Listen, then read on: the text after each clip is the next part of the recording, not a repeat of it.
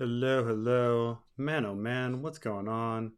All of this, where did gotta, here, I'm back. Always, always mess things up. Okay. Hello, hello. Welcome, welcome everyone. Where's my chat? Where's my chat? Okay. All right, everyone. Welcome, welcome. Um, and we are back. Yes. Sorry, Glidus. You said you were planning on doing a stream. I'm sorry. Um, uh, the I just didn't have time tomorrow morning, and so I was like, you know what? It's been a while since I've done a Euro friendly stream, so I gotta give some love to people that can't make it. Greetings from Ukraine. Oh, stay safe. Hope you're doing okay. Um, so all of these crazy. Okay, I'll get to super chats in a bit, but let's talk about Victarion for a second. So Victarion is one of those characters that when people hear about the hand, they automatically go right to like thinking about magic and like the nature of magic and like what's going on with it, and I do admit, um victarian victarian like the Victarion chapters get creepy and spooky, and his hand seems really magical and weird, and Victarion was originally supposed to die. And so when George R. R. Martin is writing the Victarion chapters, we have to remember that this is like unplanned, like freewheeling, like George is just going. Um, which does make me think that, which does kind of like give you the idea that, at this point maybe he just doesn't fucking care, and he's just like magic, magic, not thinking like I'm just trying to finish a Dance with Dragons because it's taken forever. Let's crap this out because a lot of the Dance with Dragons is kind of crapped out. Um, but please don't give a sci-fi explanation. I'm not even giving a sci-fi explanation on this, but there's a few other things that you need to kind of think about with Victarion. So this idea that like Victarion, now let's think about the things that make it seem like it's magic. Okay, well, one, he doesn't seem to be having pain anymore. It looks all charred and weird, and it seems to give off smoke. Um, and he describes it as being stronger than ever. And that is pretty much it. There's a weird incident where, Makoro like sings in High Valyrian and all the monkeys jump off the ship. That's all creepy and stuff. But at the same time, like, it's pretty underwhelming when you're actually talking about like magic in Ice and Fire. Like, you healed a wound, and it looks a little smoky, and that's pretty much it. Um, it's not a shadow baby, it's not animated dead. It's a really small thing, right? It's a wound got healed, and it looks like it's giving off some smoke. And so when it comes to like it being a magical explanation, it's a pretty unimpressive magical explanation. Well, we'll get to the smoking hand and what that could be, but um, so you know, if it weren't the fact that it looked weird, uh, would anyone think it was magic? Um, and here's the other thing: is that in the Victarion sample chapter for the Winds of Winter, he's still getting bled, so the infection isn't gone. So it's not even effective as like healing. So he hasn't actually healed the hand. Like, essentially the only thing so far that kind of um seems supernatural is the look and the smoke. Um and that's about it. He didn't even stop the infection. He's still getting bled. Like, he still has to have it drained. So as it comes to like when it comes down to like magic, it's pretty shitty. Like it's pretty shitty trick. Now, um, now that said, uh, is there any sort of like logical explanation for how his hand could look, um, other than like magic? And now, obviously, glamours exist in this world and stuff like this, and people often think that they talk about Makoro being Marwyn glamored and stuff like that. And if Marwyn were Makoro, we have to remember that Miri Mazdur was a student of Marwyn. And so we actually have, like, assuming Makoro is Marwyn, we have a parallel in the sense that we've got our Drogo situation. Which brings us back to like the classic conversation that like fans have been debating forever, which is like, was Miri Mazdur like, did Miri Mazdur like really uh, poison Khal Drogo, or was she trying to help? And the reason there's doubt on this is that, one, like, infections, like, people just die of infections. Like, she could have been trying to stop it. She could have been trying to accelerate it. We don't know. Also, Drogo doesn't even like use her POTUS. Like, he rips it off and he puts on mud. And a lot of people wonder, even like, was George thinking about a lot of these things, or was George just writing? Like, did George remember that Drogo tears off the POTUS? Is it POTUS? Is that how you pronounce it? I don't want. It sounds like I'm saying President of the United States, like, acronym. Poultice. Let me get it. It's not a Paultus. Really?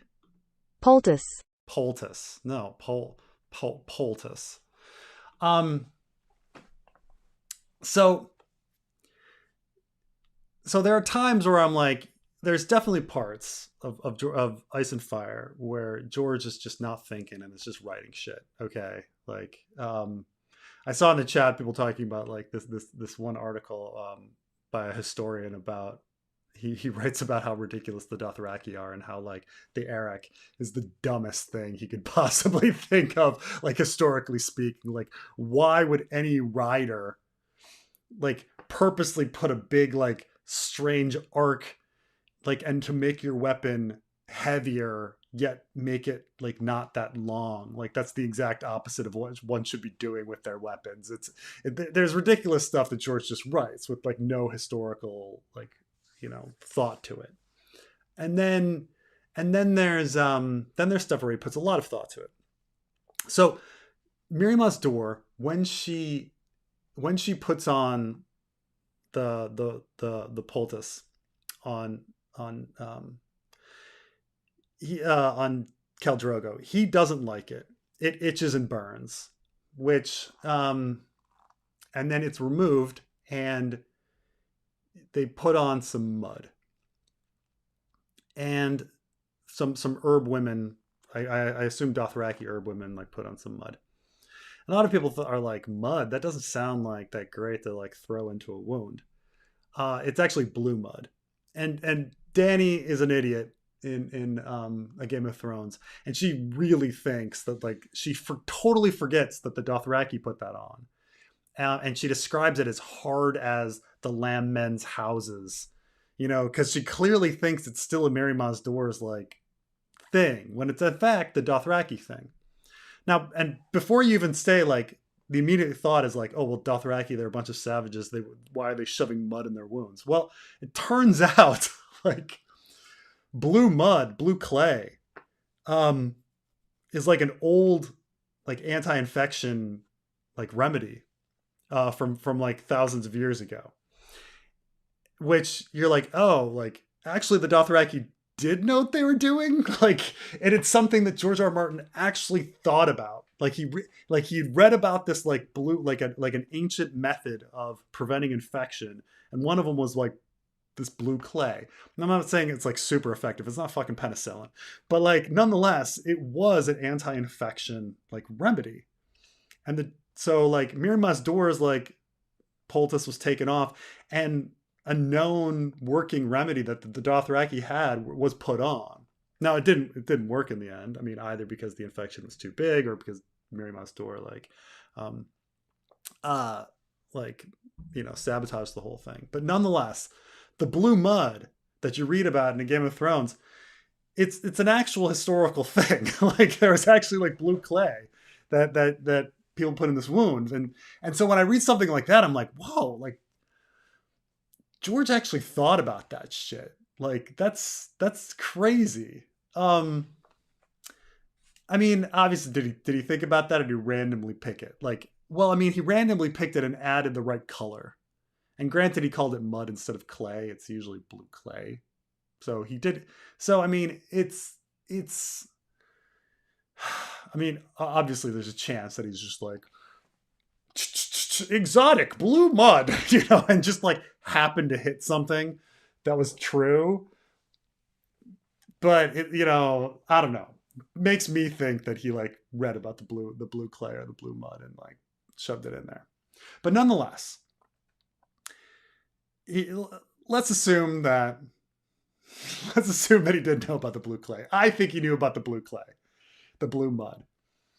He was reading up on ancient like anti-infection like mechanisms, because there were some historically. Um, people did there was actually like methods to get in like ancient molds and tetracycline and all sorts of things that ended up in uh, that were used in the past. I'm not saying that they were that effective, but they were used. Um, and so now we go back. We go, okay, let's get back to Victarion.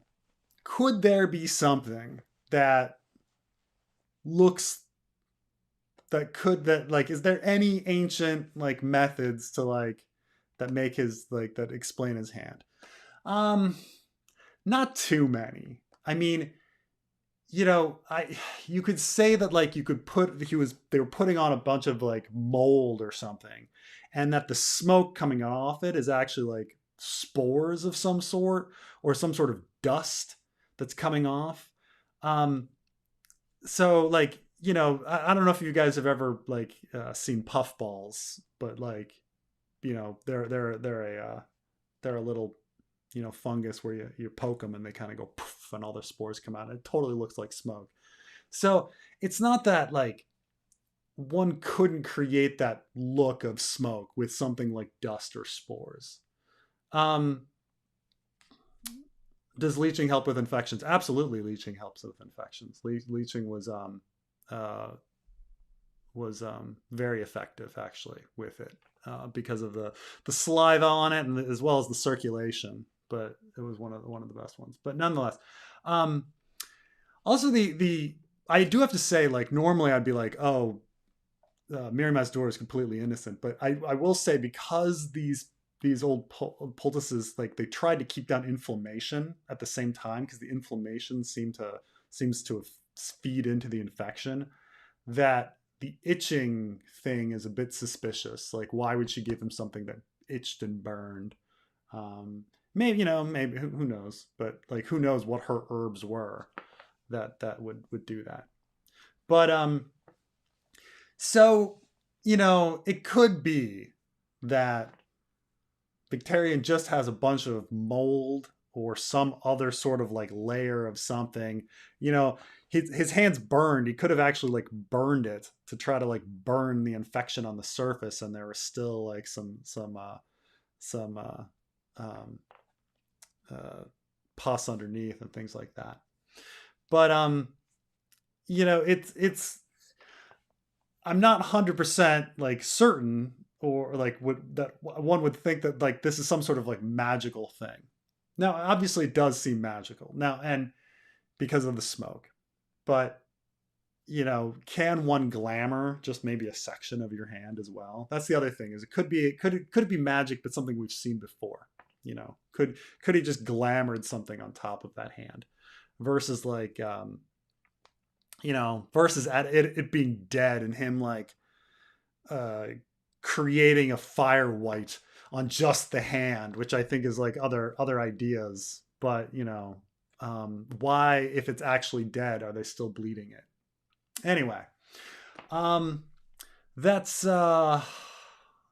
anyway. It's a lot to think about with that. Not that you know um, things are definitive one way or the other, but like just to question it, just to take something that you normally say that is like absolutely magic in this story, and step it back and go, well, wait a minute, like it's really unimpressive magic, I have to say, considering it didn't even like defeat the infection. And there's possibly other explanations that exist, and that George R. R. Martin does like think about. He does think about these ancient anti-infection methods. I mean, this is why he has like boiling wine and boiling vinegar. They didn't know about that shit in the Middle Ages. Like they just but like they he tries to have a scientific explanation for something and out. You know. Anyway, before get into the other super chats, I wrote down a few early super chats here. Somebody asked, in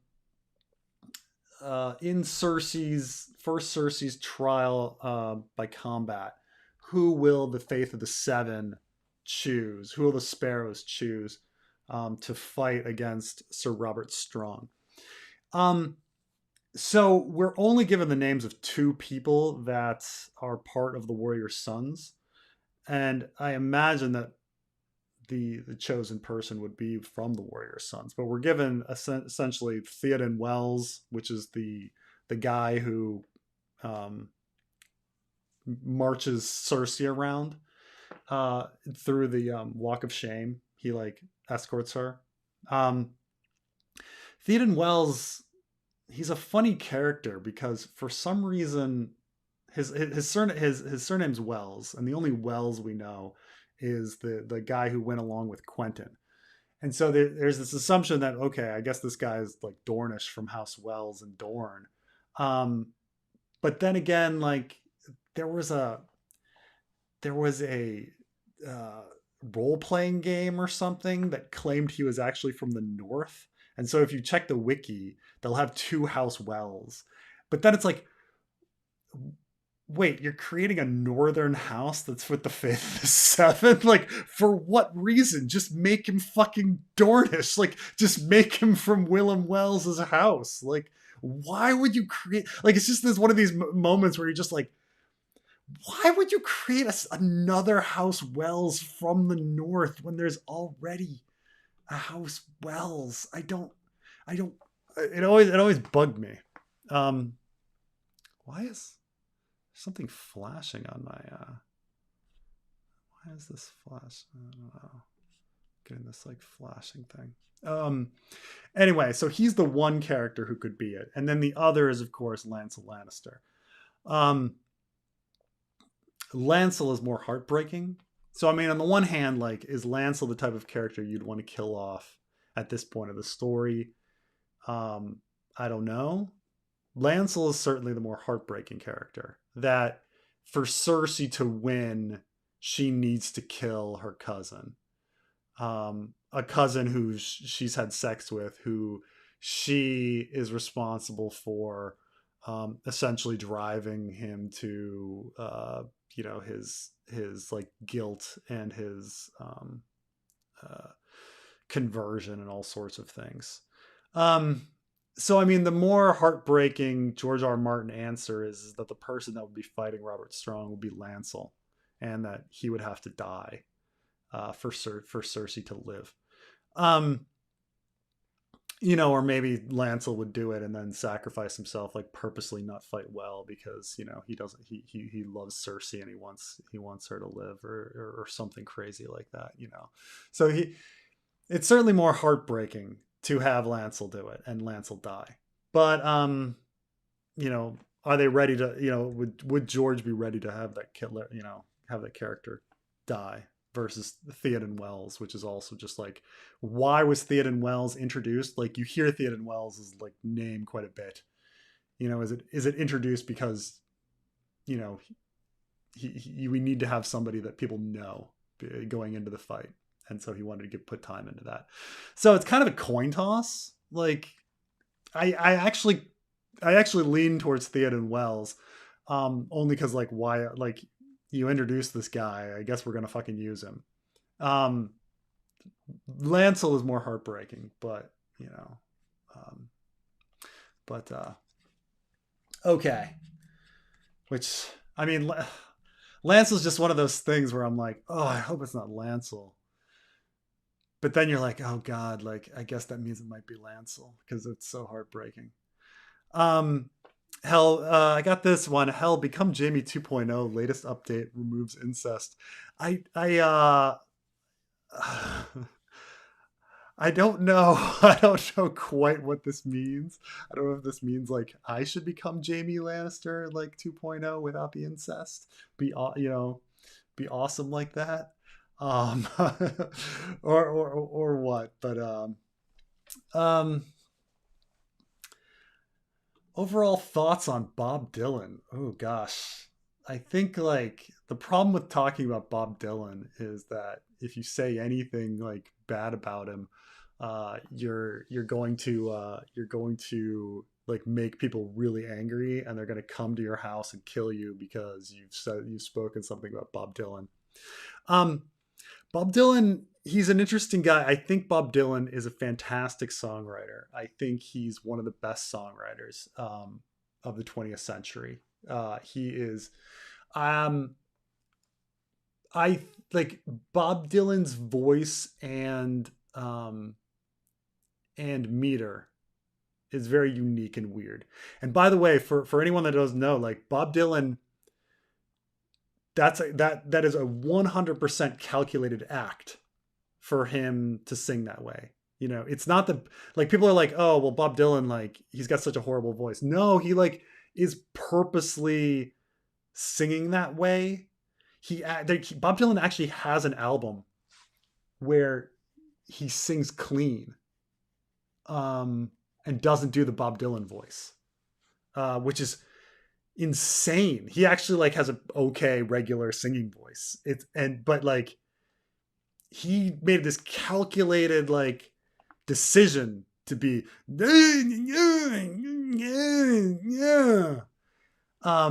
as his like signature thing.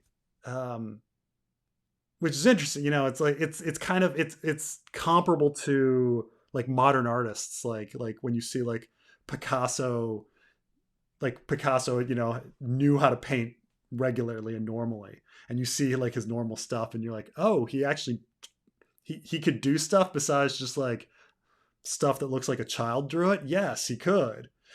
He chose calculatingly to do that to do that, you know, to paint this way. He could paint another. Bob Dylan is like that too. Like he can sing normal. He chooses not to. He chooses to sing bad. He chooses to sing with weird meter. Um, and so, you know, for me, personally, like I find myself humming Bob Dylan songs, but with a good voice. You know, I'm not necessarily into Bob Dylan's like the thing that made him famous, you know, like his unique thing. But so there's my balanced opinion on him. Like his voice never did it for me. His meter thing never did it for me. I understand it was a calculated choice. I understand he can sing normal. So it's. I also think he's a fucking fantastic songwriter. So you know, it's kind of a mixed bag. I guess I'm going 50-50 on him. You know, like I think I love Bob Dylan's songs, but not sung by Bob Dylan. Is that fair? You know? Um, Preston, what are your favorite fantasy tropes and archetypes not to subvert, but read or watch in the pure literary, theatrical, cinematic form? Um,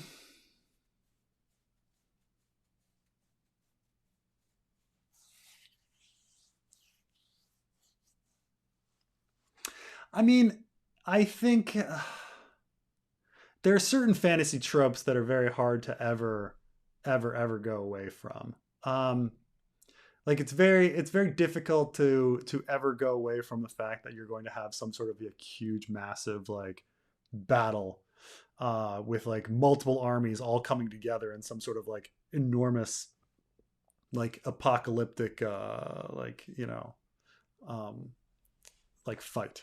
Like I that's a massive trope, but like are you ever going to not have that in a fantasy story, like big huge battles?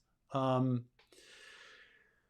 you know, there's other some weird ones like taverns and like tavern wenches and like all of these sorts of things that probably didn't exist like to the degree that they did in the real world, but like um they're always there. I don't know if they'll ever go away or if they should be subverted. Like, somebody's staying at an inn that's just fucking boring. Like nobody's singing any jolly songs. Like, like there's no buxom, tavern wench. I don't know if they're I think the adventuring party, like, which probably never existed. We all love the adventuring party, right? Like, the D&D adventuring party where you've got like, a cleric, a thief, and a fighter, like all hanging out together, like having adventures. Like that never fucking happened in history. Like what? Like what? Like what in history was there like this, big beefy barbarian kind of like guy with like a priest and a nefarious thief? Like that never happened, and yet we kind of love those sorts of things. um that's never going to go away, like the party. um Even though it's ridiculous. So there's some fun tropes that I think will never be subverted. Um, even though they didn't happen like historically, and they're probably but but how would you have a fantasy story without that? I'm trying to think of some other interesting ones. Um, I don't know, but I mean, those are the fun things when you have a fun party that has different characters, when you have these big huge battles. um Awakening magic, like unknown awakening forgotten magic, is always like a trope that I don't think will ever go away as well. Like, there was something big but no one's known about it for 1,000 years and we're bringing it back now. Like, it never goes the other way. It never goes like, oh, we have all this, like, for magic, then just it's never going to come up. It's always something always comes back. um I was thinking about like having a story where, how like it's always the fantasy trope that the past was this magical time, and the present has lost the magic. I always wanted to be the reverse, that it's like the past was this logical time where there wasn't any magic and now there is magic. Not a return of magic, like magic is coming, and everybody's like, huh, this is really weird, we've never had this sort of thing. That'd be an interesting, do you think Arain Waters is aligned with Littlefinger? You talked about Littlefinger having control over a river, but is missing a fleet. Yeah, this is back in the Littlefinger debt scheme. I don't know. If I really buy like what I wrote so long ago about uh so originally I had this idea that he still had Bravosi connections, and that the houses he was aligned with were all along this sort of unnamed river in the Vale, and that he was like, you know, perhaps aligned with Bravosi forces that were going to invade using that river, and he was securing houses there. Um, and I think like as the years go by, I'm just like, well, if George like never named that river, uh, he probably just wasn't thinking about it. And I think the Littlefinger debt scheme was also, did I do that? I think I did the Littlefinger debt scheme before even the Elaine Sample chapter came out. And the Elaine Sample chapter kind of goes a different route. Let me see here. Um, Littlefinger jet skiing. I mean, people freaking love the Littlefinger jet scheme, and I think that aspect of it I went a little too far on about having the uh, the Bravosi invasion aspect to it. Um, I mean, I kind of still stand by. I watched it maybe like a few months ago, and it's like I bring up all these points that I'm like, oh, that's a really good point. I forgot I made that point 8 years ago. That's a really good point. I haven't thought about that since. Um, like, if not a Bravosi like invasion, like what was he doing? Like, there's a lot of weird things that Littlefinger does with like House Florent and and like how did the debt like help him? Like, how does creating the debt with the massive Iron Throne debt and having them default, like, is it just a chaos is a ladder kind of thing, or which is a show quote, like, um or does he have some sort of plan, you know so yeah, I don't know. I'd have to go back and like rethink it. I think it was a little bold because I don't, I kind of see the veil, as I said, I think I've talked about, since like doing Frey Civil War, that it does seem like everything's just going into the Riverlands. Not that the Bravosi couldn't help like on a invasion into the Riverlands, but it's uh like timing and everything, getting everything going, like, I don't know. Or was George just gardening and creating something and didn't know what to do? Which, yes, he was. Um, what do you make of that at the end of the Iron Suitor, where the healing happens? That is the only place in this series where um, we are cut from the point of view. Lazy or something more? Um, So what he's talking about is there's a moment at the end of Iron Suitor where we go outside of Victarion's point of view, and all of a sudden we are with the crew outside the door, and then they kind of hear stuff. They hear the singing from within.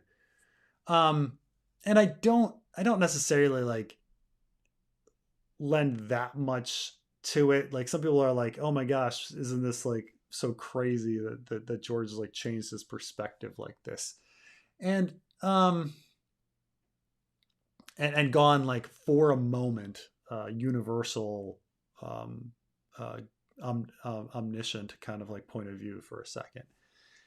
And so, like, I think George R. R. Martin just like, he writes the point of views that he wants to write, and he reveals information that he wants to reveal. And if he doesn't want to reveal information, he just won't reveal it. And so I kind of bring up this because people bring up the idea of Lemore being Septa Lemore being Ashara Dane.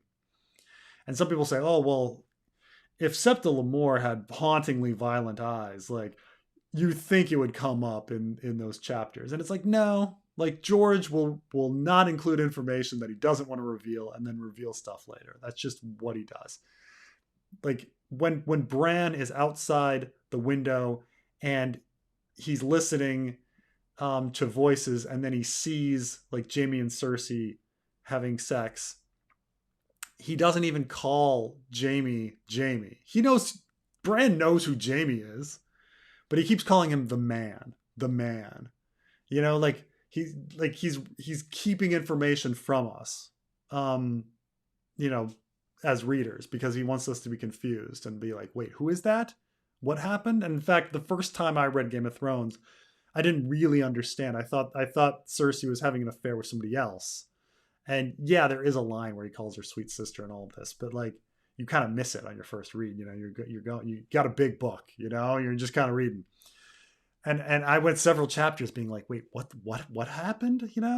Um, so George just, if he wants to withhold information, he'll withhold information. He didn't want to show what was in there, you know. So I don't really take too much into it. Like, some people are like, oh, he died. His spirit is outside of his body, like Varamir Sixskins. Which also, like, you know, goes into was George just fucking writing because he's just fucking he wasn't thinking that Victarion was gonna live.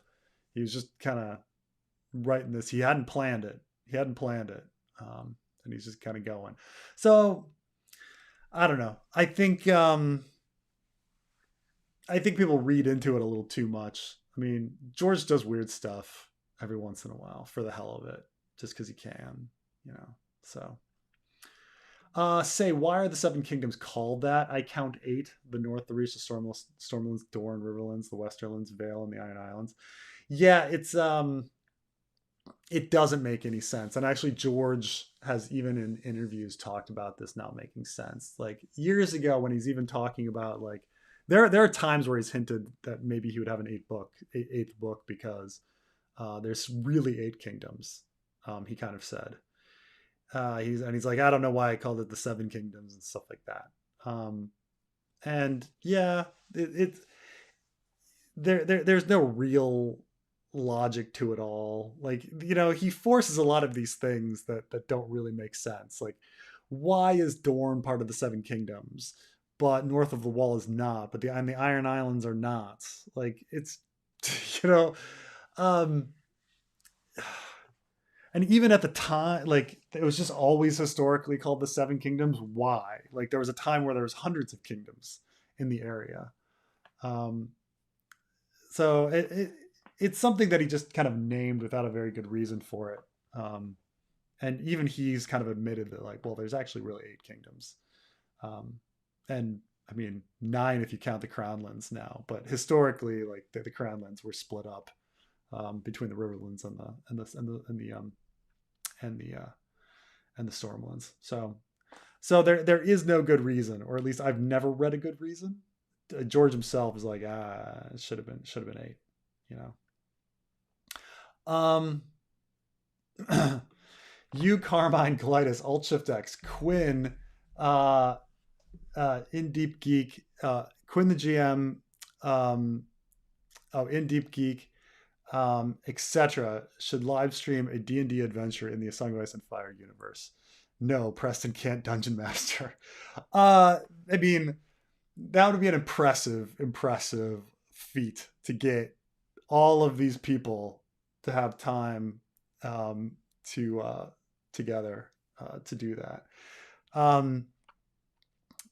You know, believe it or not, like running YouTube channel is really a lot of hard work, and it takes a lot of time, and there's a lot of time in editing and things like that. And then when you get time, like like even for me and Carmine to like find time together to do a podcast. And this is what was when we were in America too. We were actually, when we were both in America, it was harder for us to find time just because our schedules were different. But you know, we all have lives and things like that. So it would be really insane to get that many people to all have free time at the same time to record like a 4 hour, 5 hour D&D adventure together. That would be nuts. That would be nuts. Cause I know like every one of us is like very, very busy. And then the people would be like, well, would it even be worth like everybody's time? Like, you know, like you could all create like different videos and stuff like that. You know, and then like logistically, like how would you release it and stuff like that? It'd be really tough. It'd be really tough. I understand like how cool it would be, but man, oh man, that would just be difficult to get all of those schedules together. Surely Quinn must DM. It's true. He's called the DM. Let's see here. It's not magic. It's teak. Yes. I'm way back in my Victarion.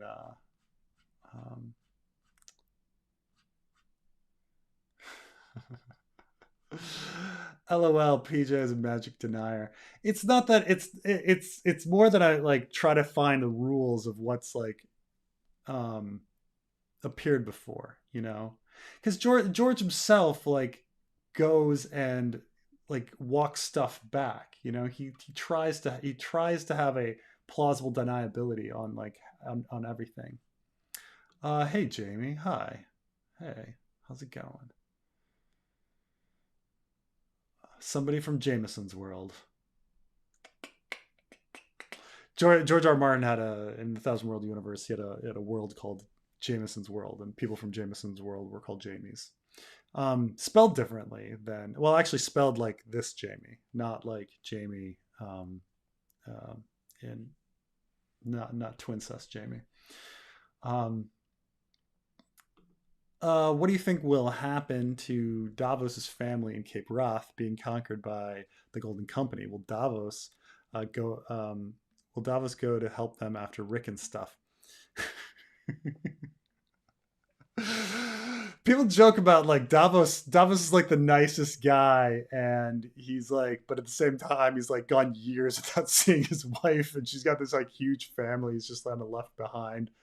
Um, and so it's kind of funny.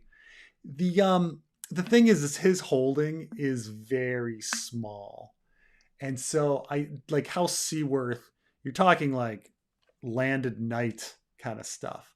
Um, and so someone would have to like get a hold of his wife or sons and then be like, oh, we can use this against like Stannis's hand. And um the thing is it's Stannis, and like Stannis would be like, well, I don't give a fuck. Like they'd be like, like honestly, like Stannis would not give a fuck. Now, um, if Davos became like hand or part of like Team John or something, Team Rickon or something, like would they care about like um his family? And um I don't think so. Like the thing is like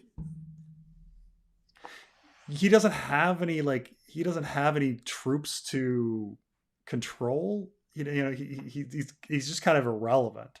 Um Being like this tiny little holding, so you could get Davos's family, but like I don't know like what that would do. Like you could try to get Davos to be like, why would someone try to get Davos to abandon his cause? Like um do people value Davos? Like does anyone value Davos?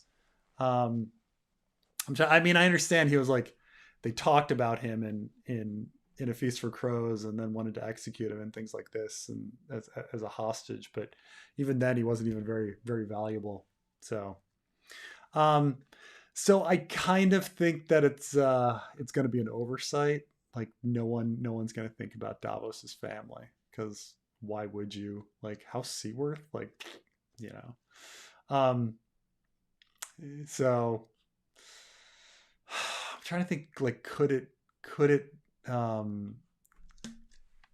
because let's see, Davin Seaworth, let's see here, I'm trying to think like, I know he has a son named Stannis too. This is interesting stuff.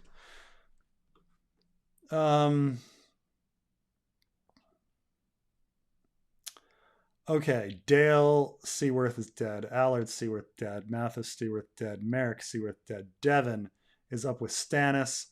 Stannis Seaworth. Stannis and Stefan are. Where are Stannis and Stefan?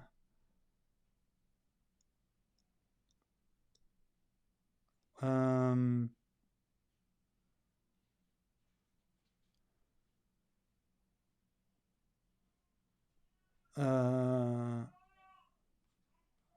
Yeah, I guess that's it. I guess Stannis and Stefan are still there, but I don't know. I mean, on the one hand, like, why did George create such a huge, long family tree just for, you know, can the kids be used for anything? Like, if Aegon has them, like, what would maybe he could trade or something if like Stannis, like, what would Stannis be willing to do for I suppose he'd be willing to trade some hostages, maybe. If there's anybody in the north that Aegon would even care about. I think that's about all you could get out of it, was be like a hostage trade. but I'm trying to think of anybody that they would want in the North. Um, Aegon is legit. Dany is fake. It's funny that we take Dany's story at face value, but Aegon's young Griff story as a face. I think Aegon's escape story makes much more sense than Dany's thoughts. Yeah, I mean, I do agree. I mean, that's essentially my page of lies video, and it is funny that like people don't even give um, Aegon much of a chance. Like it's kind of this default position that he's fake and that everybody has to be like, well, we've got to, prove that he's real. And you wouldn't, no one does that for Dany. Dany is just the real. And I guess the idea is that, well, Dany wakes dragons, so she's got to be real and that kind of stuff. But it's yeah, it is ridiculous in that sense because Dany's story is ridiculous. But uh I'm trying to think like and I suppose people also really go into the Aegon fake thing because they're like, well, George R. R. Martin he's been throwing Blackfires around, Blackfire this, Blackfire that all day long. Um, it's got to be something, and it's like maybe, but at the same time, George R. R. Martin was writing the Mystery Knight at around the same time as A Dance with Dragons, and so Blackfire stuff was on his mind too. So he was like sprinkling in stuff for the sake of background as well. So one could argue that all that Blackfire stuff is really because he was writing Mystery Knight at the same time, and that Aegon is in fact real. I personally don't think it would ever be revealed. Like it's just like it doesn't matter. Um, so I mean, certainly the Golden Company has Blackfire support, but it may be my theory is that they're telling one house one thing and another house another thing, and that Aegon's Aegon might be real, he might not. We're never going to find out. So um, yeah, that's kind of my take on it. And George R. R. Martin, he does change his mind about stuff. He does change like the nature of people fundamentally. Like he's not that like committed and set on his plot. He'll like change it up whatever he thinks is kind of interesting. So does he even know if Dany is real, or if Aegon is real? Maybe he hasn't decided yet. Oh, Victarion will become Jamie 2.0. Sorry, I meant he'll not hell. I was making a joke about Victarion losing his hand and they'll have redemption. Oh yeah, that's interesting. I mean, we're the it's amazing now how many hand people we've got because Jon Snow has his burnt hand, and then John Connington has his uh, hand with the grayscale, and then Victarion has his hand, and then Jamie has his hand. I'm trying to think if there's any more that I'm forgetting who have fucked up hands. Is it just those four? But it's like already you're going hand crazy over like who's gonna it doesn't matter if you're cutting them off or not because they're still all the same kind of like thing, right? And it's a somewhat biblical reference, right? Like if thy hand offends thee, cut it off. Like the idea is that the hand that sins is the thing that like is the problem. It's what it was of Mice and Men as well. All right, the guy has the one hand that he touches his wife with and stuff like that. Let's see. So, yeah, I mean, could Victarion have a redemption arc though? I mean, Victarion's put in zero effort, like no effort on redemption arc right now. He's definitely changing as a character. Like all of a sudden, becoming much more confident versus being insecure. Like he's just before he was like an insecure horrible person, and now he's a confident horrible person. But like, um, but he has kind of like no, he has no moral compass, unlike Jamie that's searching for his, you know. So it's in a way he's kind of a mirror of Jamie, but it's kind of funny. Um, Thoughts on Turkey, who is trying very hard to topple down Erdogan next Sunday? Yeah, I thought. um, was it? See, I'm trying. I know that it's this close election. I'm trying to. Is the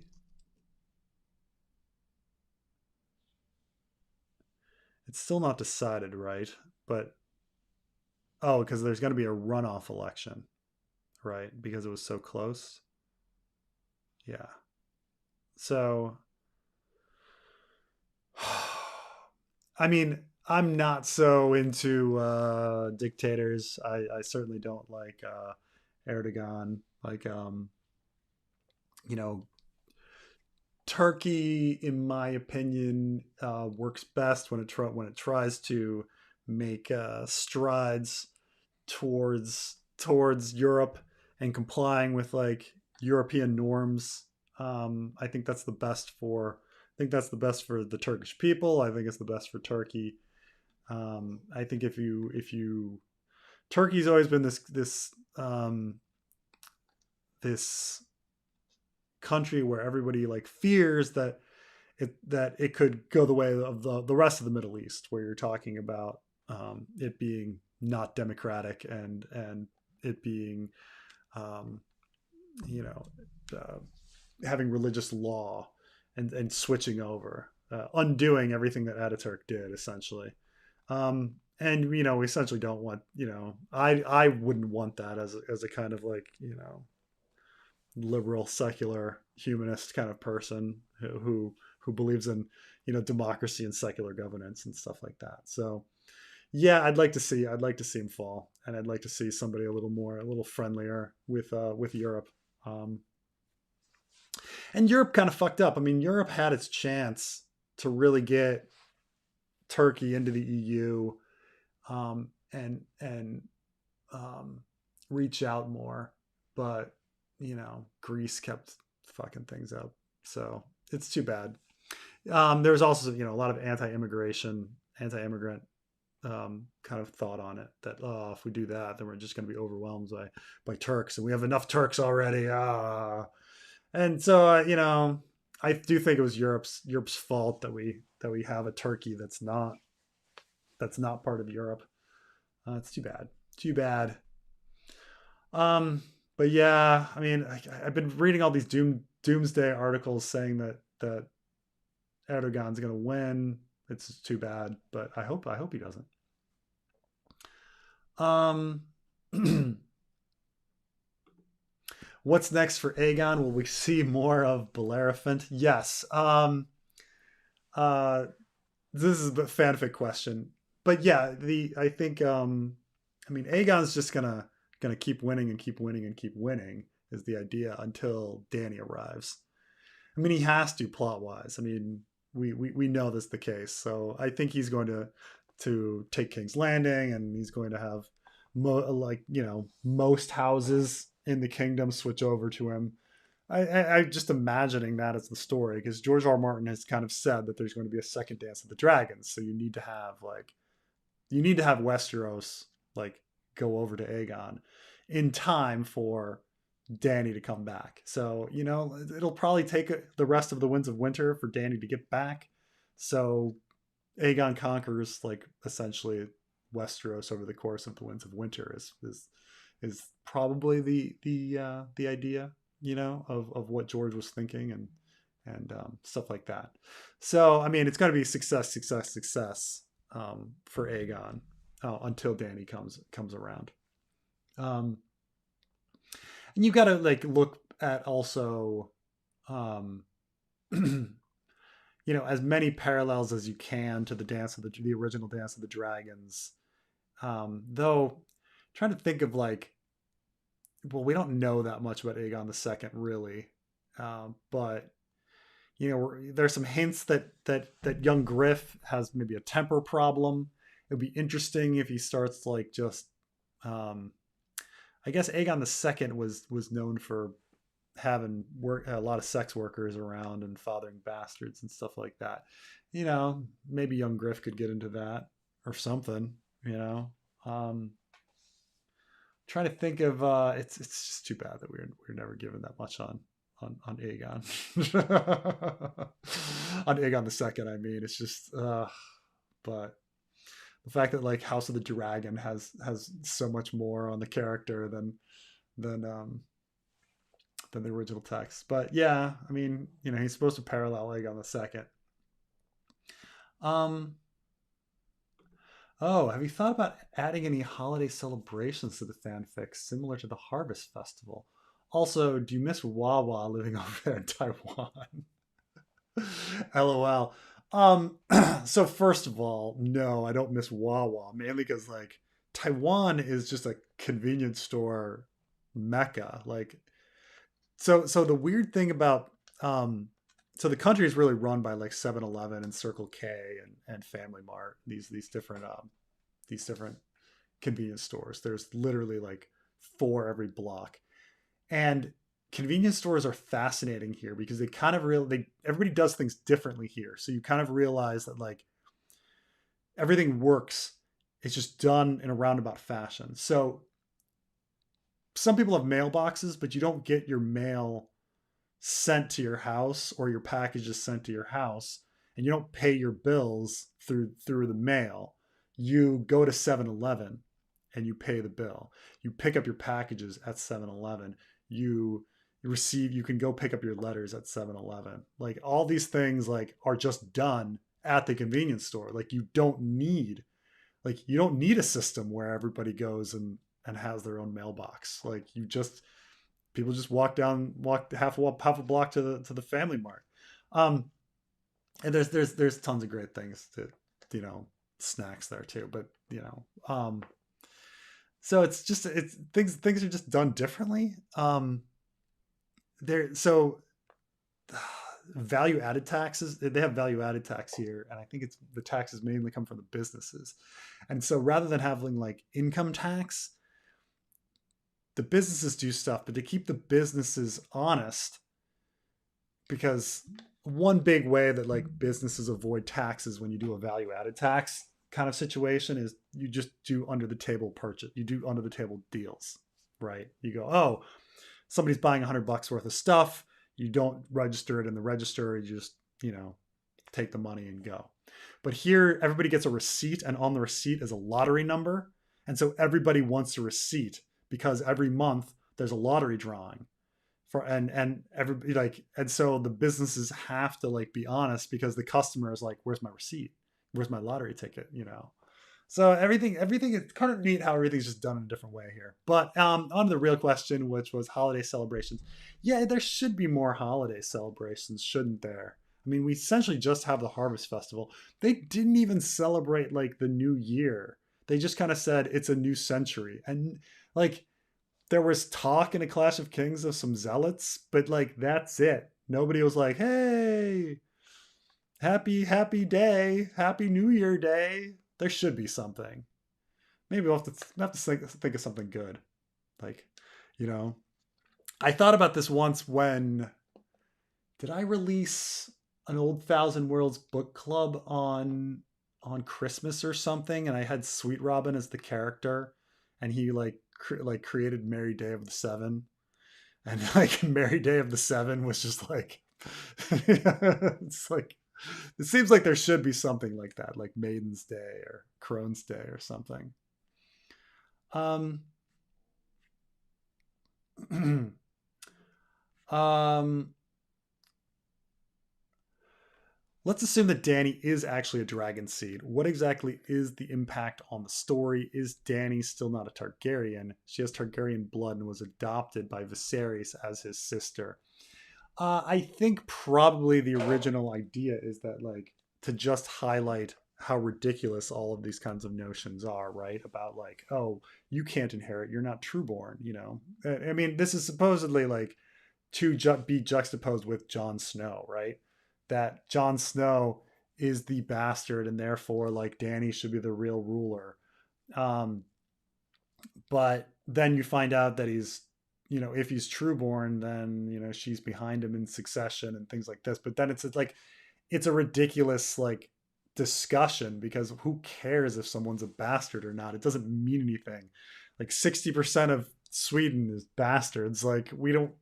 It doesn't matter. Like Swedes are fine people. Like it's, you know. So I think it's just for that it's just like, oh well, there was nothing, and like the Targaryen line was not special. She's only special because she's a bastard. It's nothing more than like a literary irony. Like that's the idea. I mean, the message of the story in general is that like these you know hereditary systems and like monarchy and are stupid ideas. They're dumb. And so when like you find out that Dany is not any sort of like trueborn anything, then it's like it, you know, it re-emphasizes that oh, in the end she just has a freaking dragon, and that's all that's important, you know. So I mean that's the impact of the story. It's nothing big. Like um I remember people being really angry about R plus L equals D, and the big criticism of R plus L equals D was like, um, what would be the point of having, uh, um, what would be the point of having like a secret Targaryen be a Targaryen? And I was like, how are you not seeing that R plus L equals J is a secret Stark not being like a Stark? Like it's the exact same situation. Like, and like this criticism, like this was a big criticism. Like, that's so dumb. Like, it's the same. Like, it's the same thing. Like, so, you know, it's missing the point. Like buying into the houses thing and buying into the heritage thing is like it's stupid, and like the whole thing like is stupid. And so like her being a bastard just like, you know, like goes into that. It's one of my big problems with R plus L equals J as like a thematic thing was the fact that like you learn the entire story that it doesn't matter that Jon Snow's a bastard, he's still a good person. And then you're like, oh, but actually he's not a bastard. So what? He's a good person because he's trueborn? Like I don't understand like what's the point? Like I actually think it's a better story if Jon Snow were just a bastard. Like, but you know, I accept that like, you know, George's idea was probably that R plus L equals J because it creates conflict with Dany later on, just like the show played out. But it's a silly kind of thing. Like, you know, like you spent all this time showing that he's a good person despite the fact that he's a bastard. And then you're like, oh, actually, you know, like imagine if like, um, imagine you're reading Huckleberry Finn. Okay. Huckleberry Finn, a large part of the plot is that Jim is a good person despite being a black slave. Like that's the whole thing. And by the end, like Huck Finn like respects Jim. What if at the end of the story you found out actually Jim was white the whole time? Like it kind of fucking like undoes the entire plot of the story. Like why did you spend all this time like like showing that Jim was a good person despite being black if he was white the whole time? That's kind of how I see it, but you know. Anyway, um, R plus L equals J be revealed in the fanfic, or will John find out? I think Aemon Targaryen is a more fitting name um, for John than Aegon in the show. Um, I mean, right now, I think that, you know, in the short term, like John is going to be in Ghost's body, and so he's not going to necessarily like find out about this. Will other people find out about it? Uh, maybe. I think it's going to be, I mean, I can just say that I don't think it's going to be as important as people think it is. And in fact, in the show, it wasn't important. It made no difference at all, except that Varys died, right? Like, our plus Eloquus J led to Varys dying. Like, that's the only thing it did. So, it wasn't really that important. Like, I understand that even in George's outline, he puts like John's heritage being like an important thing, but it's kind of an important thing for him to be able to get with Arya. So and that's how the original outline is written. That like, oh, John and Arya, they're in love, but they can't because they're brother and sister. But then he finds out, whoa, they're actually only cousins, so they can hit it. Um, that's George's original outline.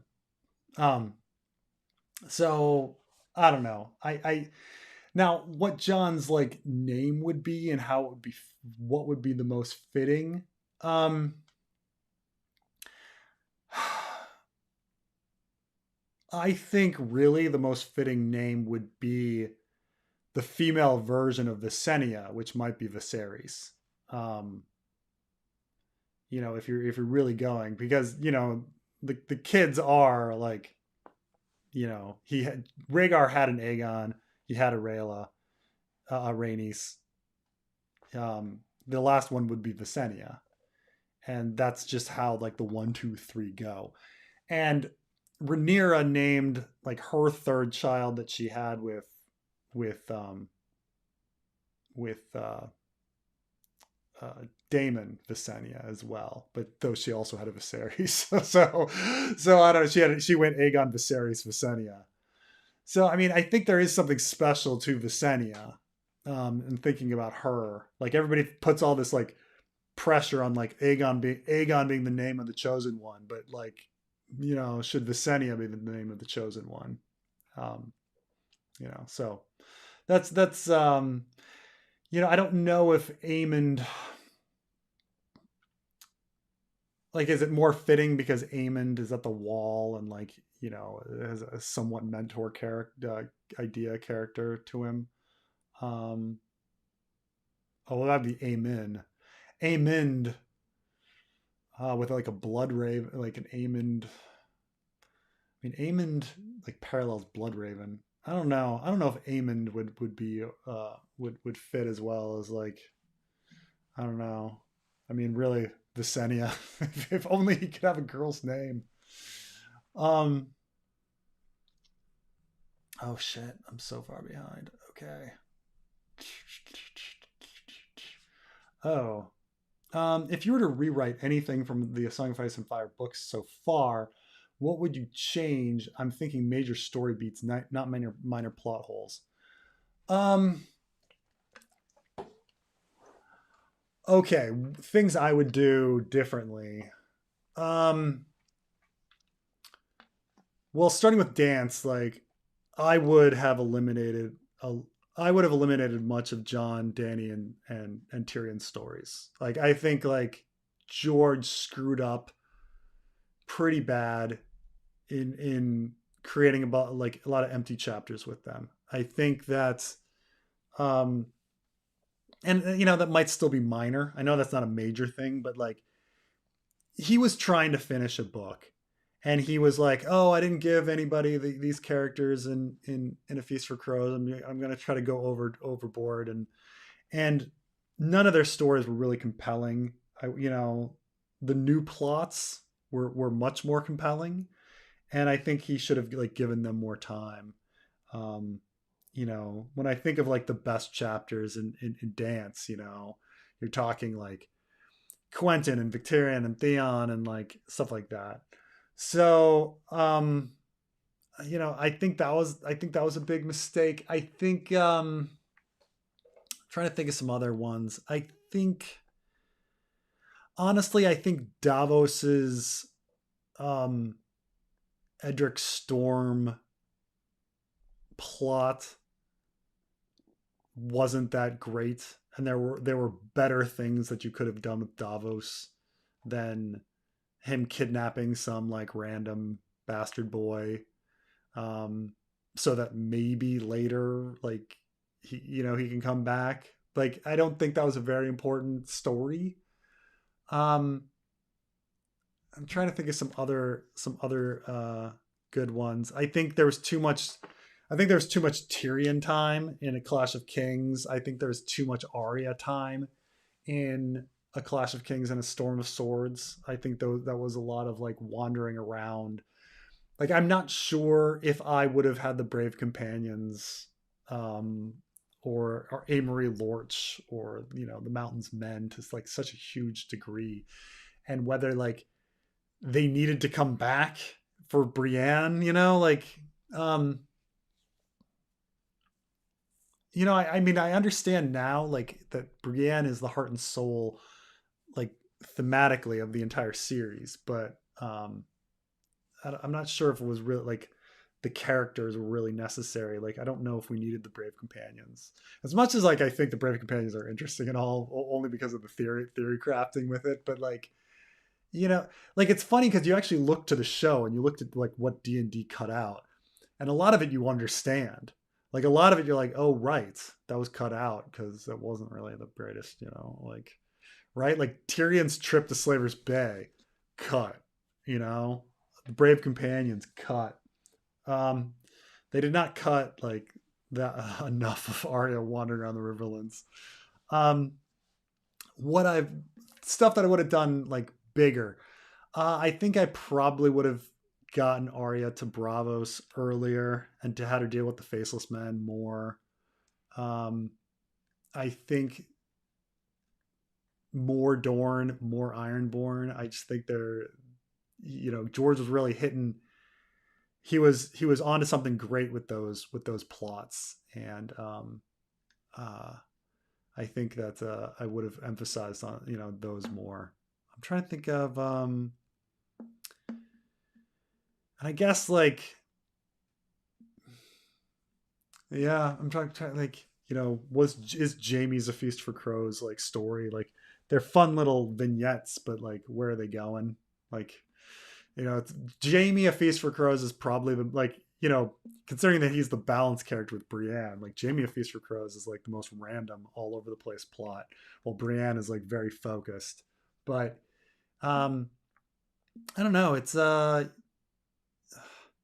funny that D&D like highlighted some of like some of the plots where you're just like, I don't know if that was really necessary. You know, um, I think maybe I would have had Daenerys like visit more civilizations than just Karth and Slaver's Bay.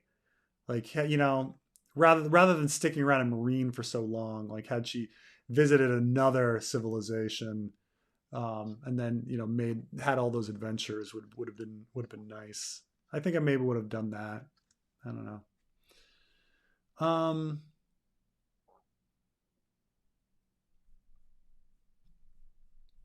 let's see here.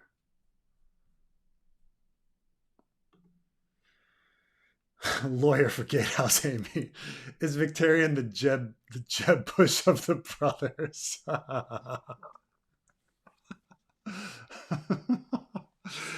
This is assuming that like any of the Bush um any of the Bush kids have spines. None of them have spines.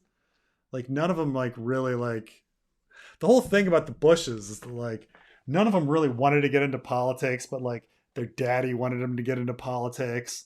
They were, they're pushed around by all the special interests that own them. Like none of them really like stood up for what they believed in at any time in their life.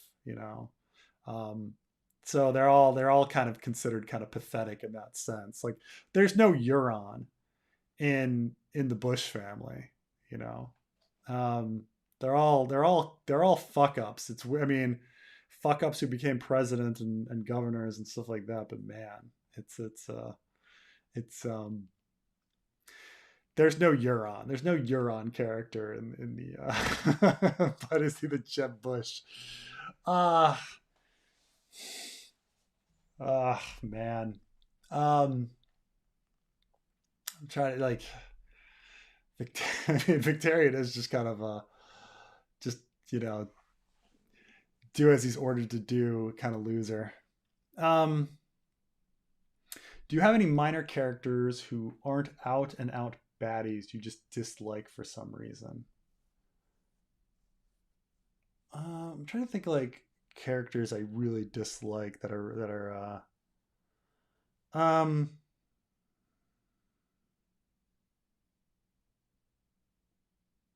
I'm trying to think some ones.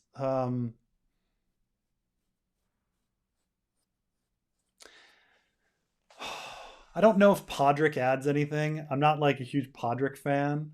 I mean, I understand that he has to be this like pure thing for like Brienne to like sacrifice for, but there's nothing. I don't know if I have any love for Pod. Um, uh, I never liked Gendry. I don't know what it is, like why I disliked Gendry as a character. Um, I'm not sure, but like I just never liked him. I don't know if the show was influencing me um, and his character in that or what, but uh, I don't know.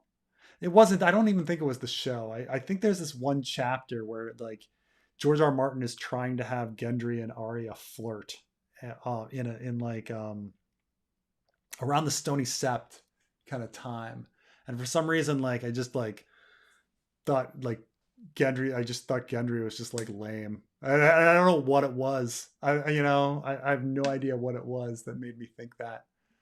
I'm trying to think of another character that I just don't like that I just like dislike for some reason.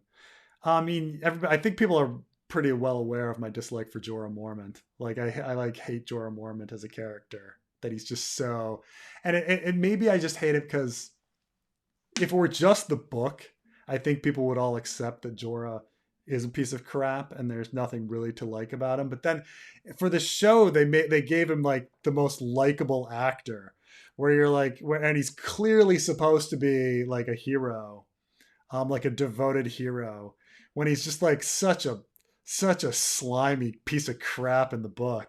And so I really hate Jorah. Um, I'm trying to think of anybody else that I just really don't like for some reason. Um,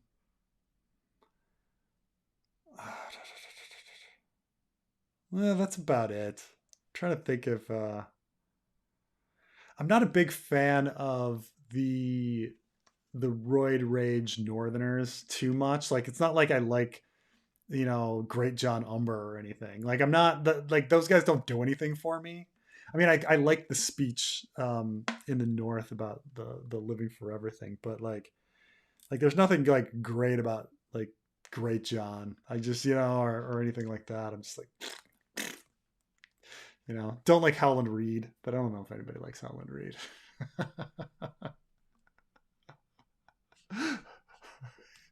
Is Dario Blackfire?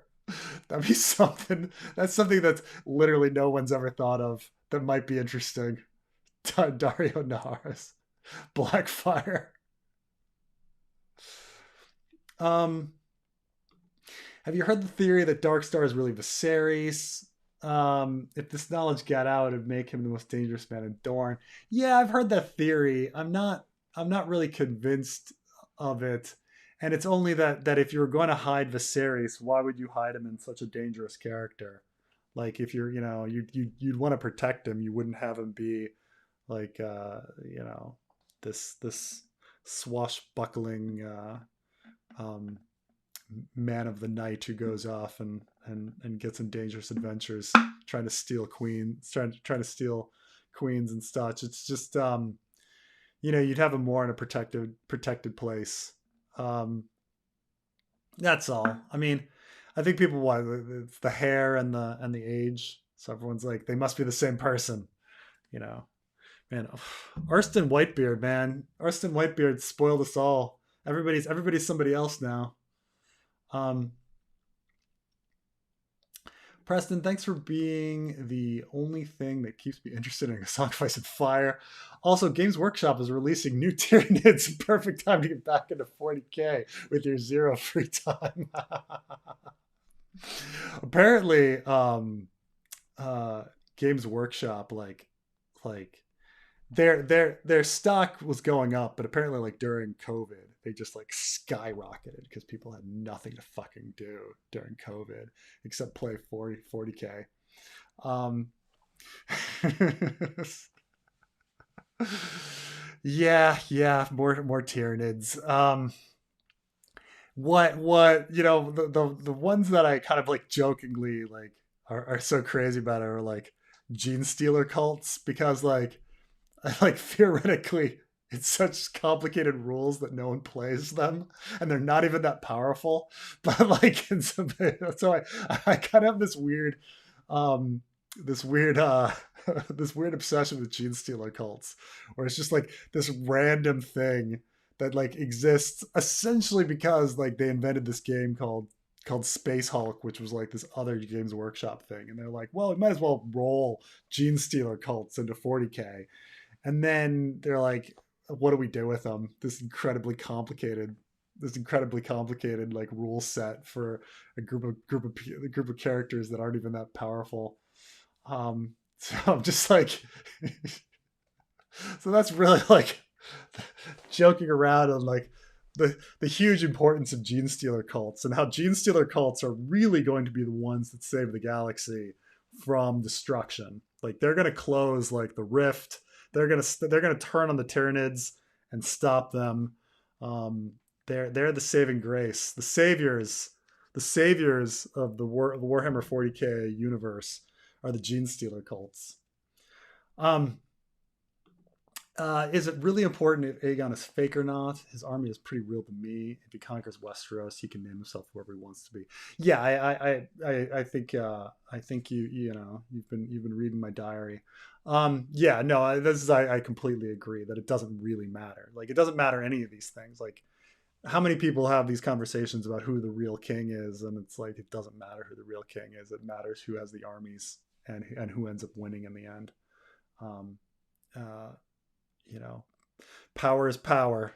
That's another show line. Everyone, showing some good lines. Showing some good lines.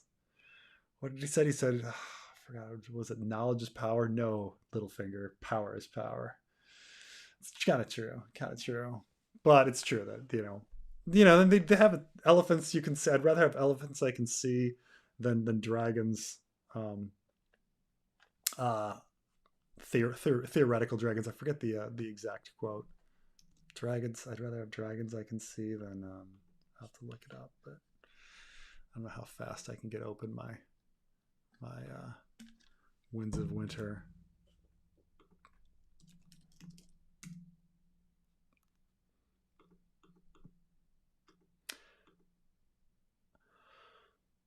On the battlefield, give me elephants I can see and touch and send against my foes, not dragons made of words and wishes.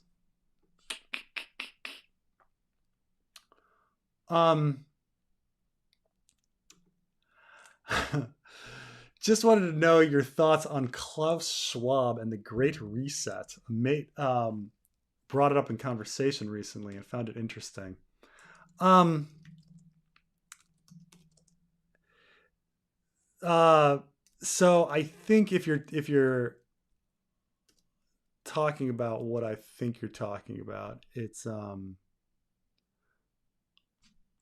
I because I've heard this term great reset before, but I'm gonna make sure it's the same one because it's kind of a yeah, okay, this is what I think it is. Um,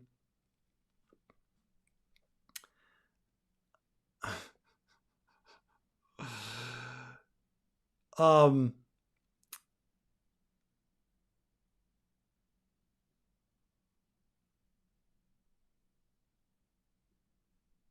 so when people talk about the oh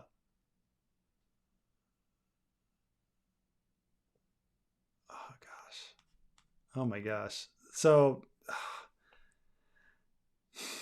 I want to make sure because there's a lot of these conspiracy theories, and I want to make sure that it's um that I'm talking about the same thing here, because this term Great Reset is oh, here we go.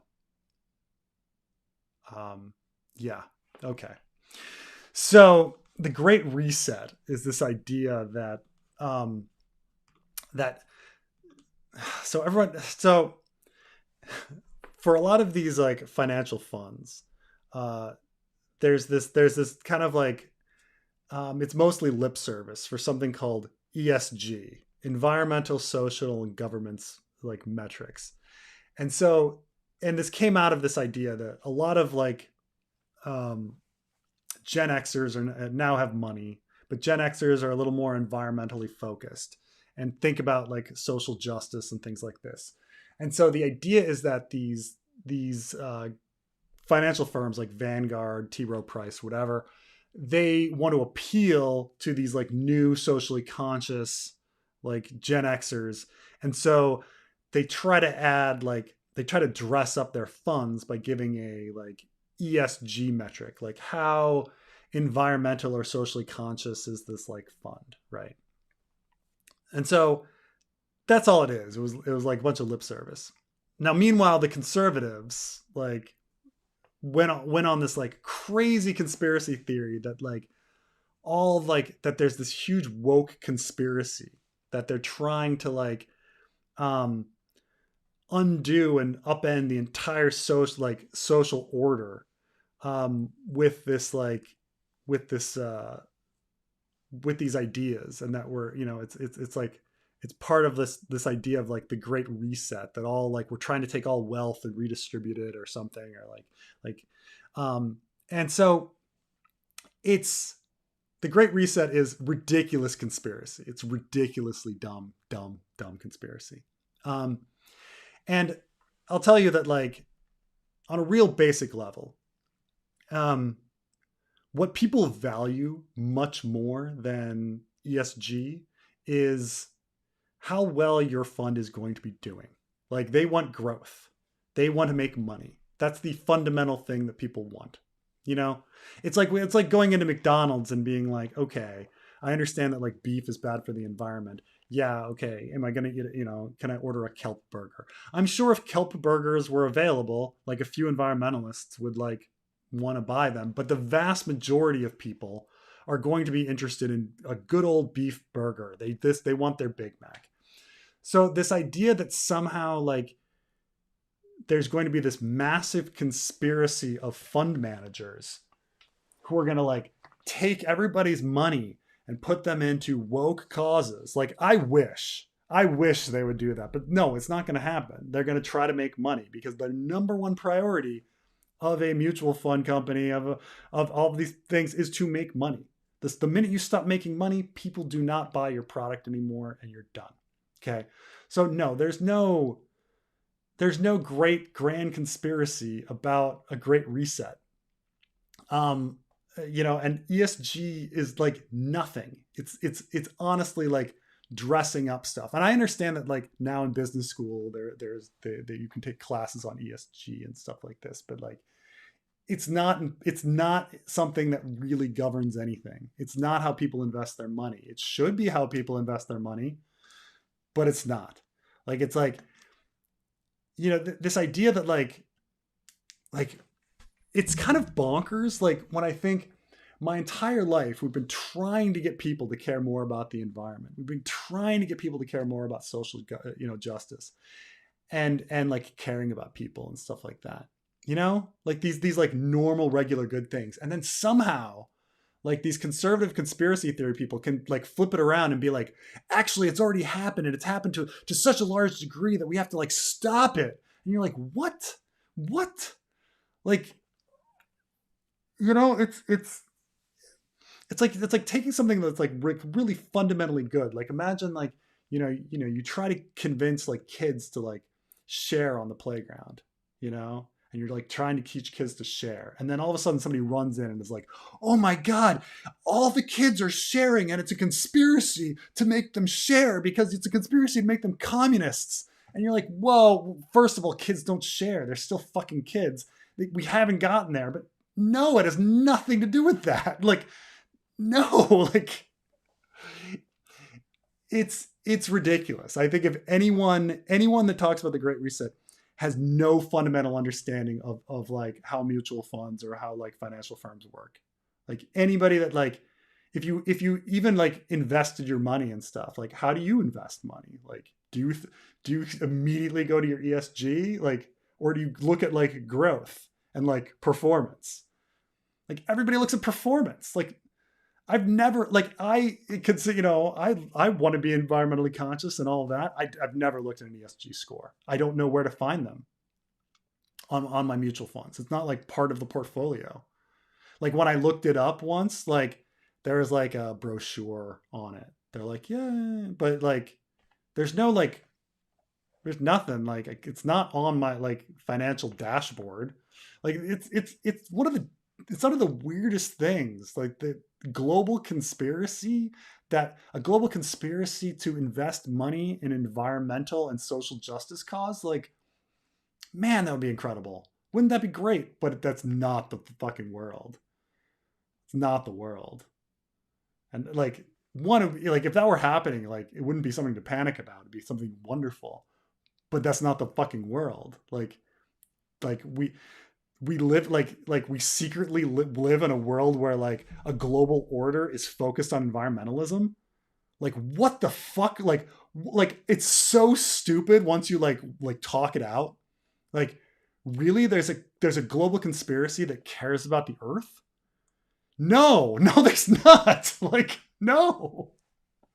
No. Like I wish. Like um does George R. R. Martin have any characters named George? Oh my gosh. I mean, I'm actually even thinking of like any of his other books and stories. Does he have any? Um, so he has one character named George in A Song of Ice and Fire, and that is there's a character named George Graceford, um, Lord of Holy Hall. Um, and that's it. One George. He appears in Fire and Blood. Um, but that's about it. Um, but yeah, that's it. No, really low number. I can't think of any stories that I've read where the name George come up. Let me actually I can bring up. I have I can open his complete works right now actually. Hold on a second. Mm-mm-mm. George.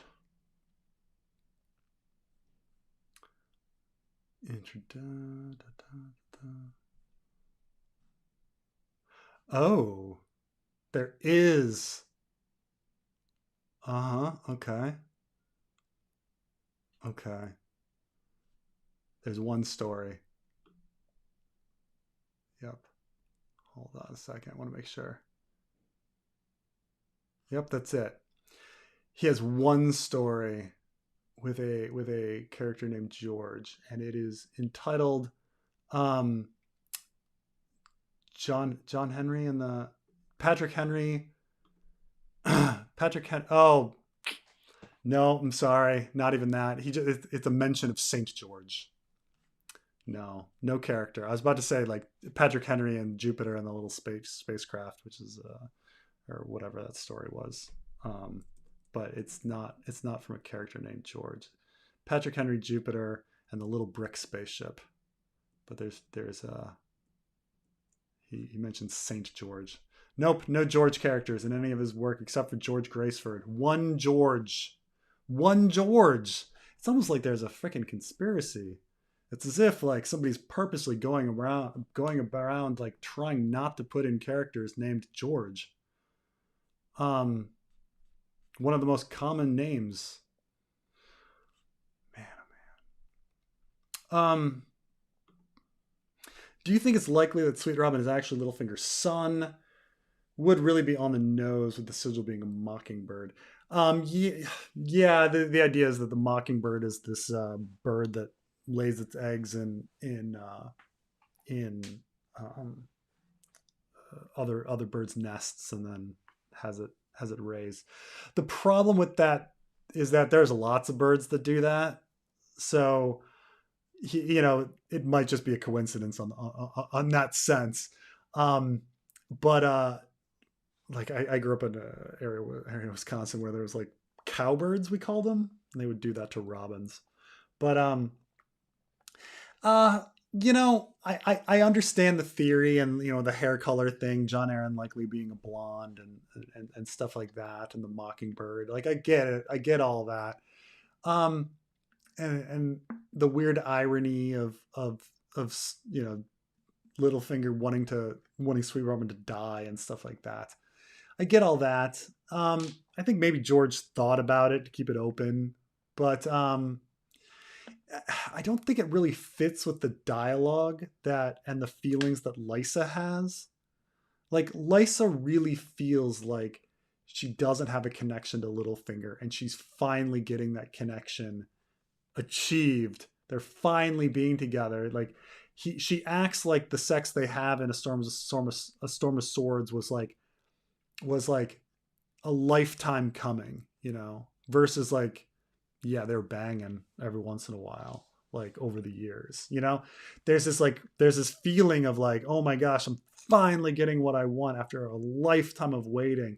Let's and her saying like, let's have another child, like, referencing the Tansy T incident, versus like another child being like Sweet Robin, so um like Sweet Robin existing and being Littlefinger's child, like it just give her so much more of a connection to Littlefinger. So it kind of takes away from the Lysa character. Like it doesn't quite fit with the Lysa character for Sweet Robin to be Littlefinger's, um, you know.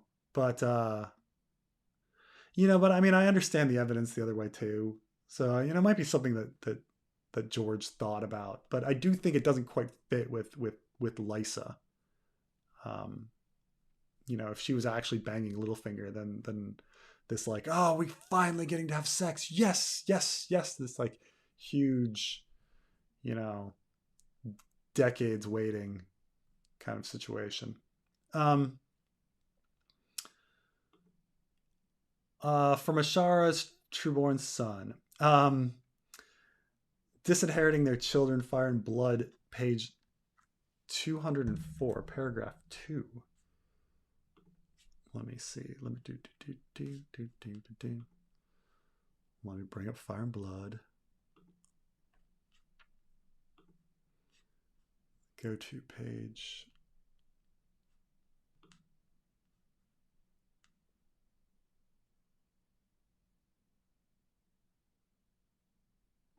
Let me.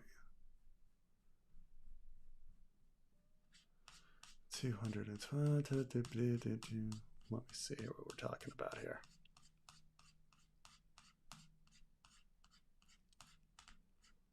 Okay, disinheriting children.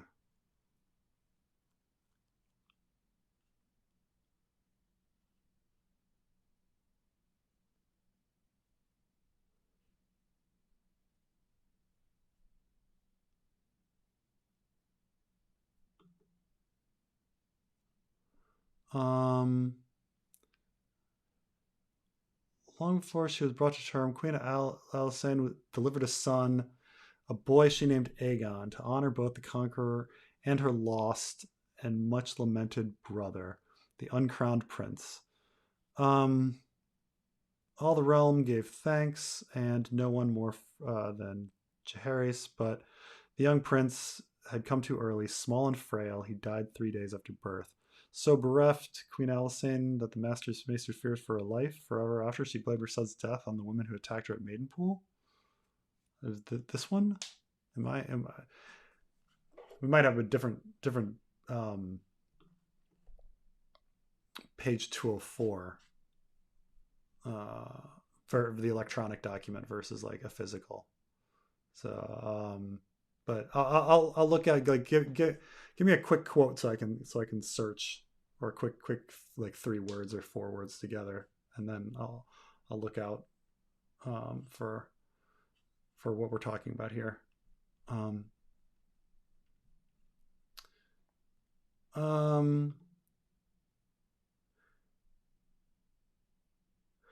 Will we ever get mukbang Preston on live stream?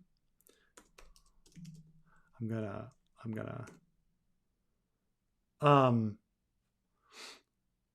oh, mukbang live stream video where the viewers watch the host eat. Mukbang is characterized by a copious amount of food consumed during the stream. Think banquet-sized portions. Oh my gosh. I mean, I'm not opposed to that. It's kind of trying to think what I could do to like, man, what an absolutely weird kind of like thing. So here, I'll give you an example of like what this is. So it's like they get someone in there, and then they're on the stream, and then they just sit there and like eat the whole time. It seems to be more popular in East Asia. Like the mukbang like people I see. And I think there might be an ASMR aspect to it. But yeah. Or I think also maybe a fear factor kind of thing. Man. So odd. But I mean, I guess I can bring in a bunch of food and do a mukbang stream sometime. I don't know if people really like it too much. I understand that like the streamers that are on like 8 hours a day, whatever, they're always like eating in the middle of their streams. My streams are like 3 hours at the most, 3 hours and a half at the most. So it's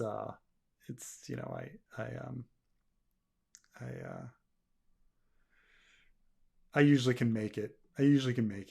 Though, it's funny. I am pretty hungry after when it's all done, because you're like on for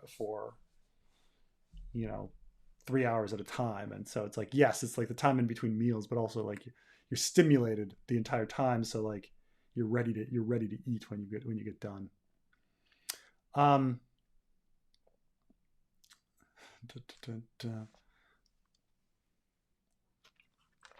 Hodor is a black fire. Oh man, that'd be incredible. Try to think like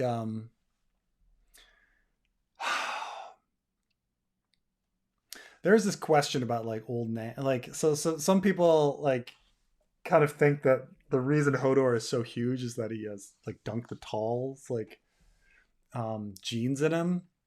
Though the timeline doesn't really make sense with old Nan and Dunk.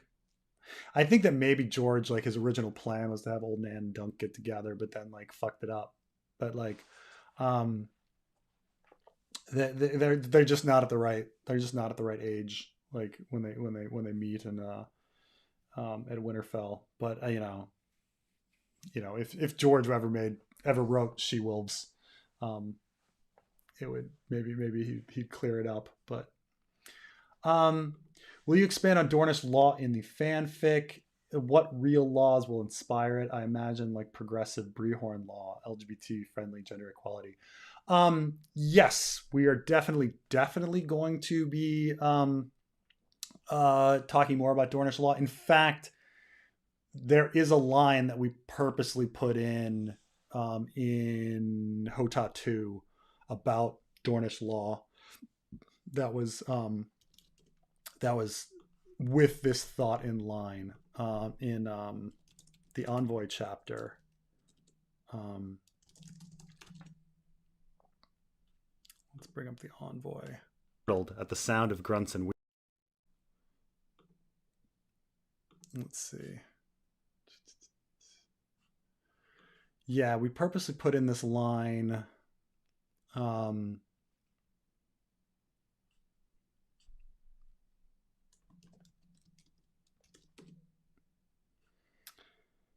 yeah, this is it.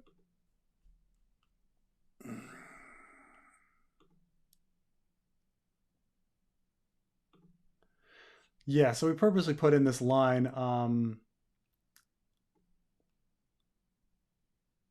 Our silver knight lets us be, my lord, the man said as he and his sons feasted on horse steak.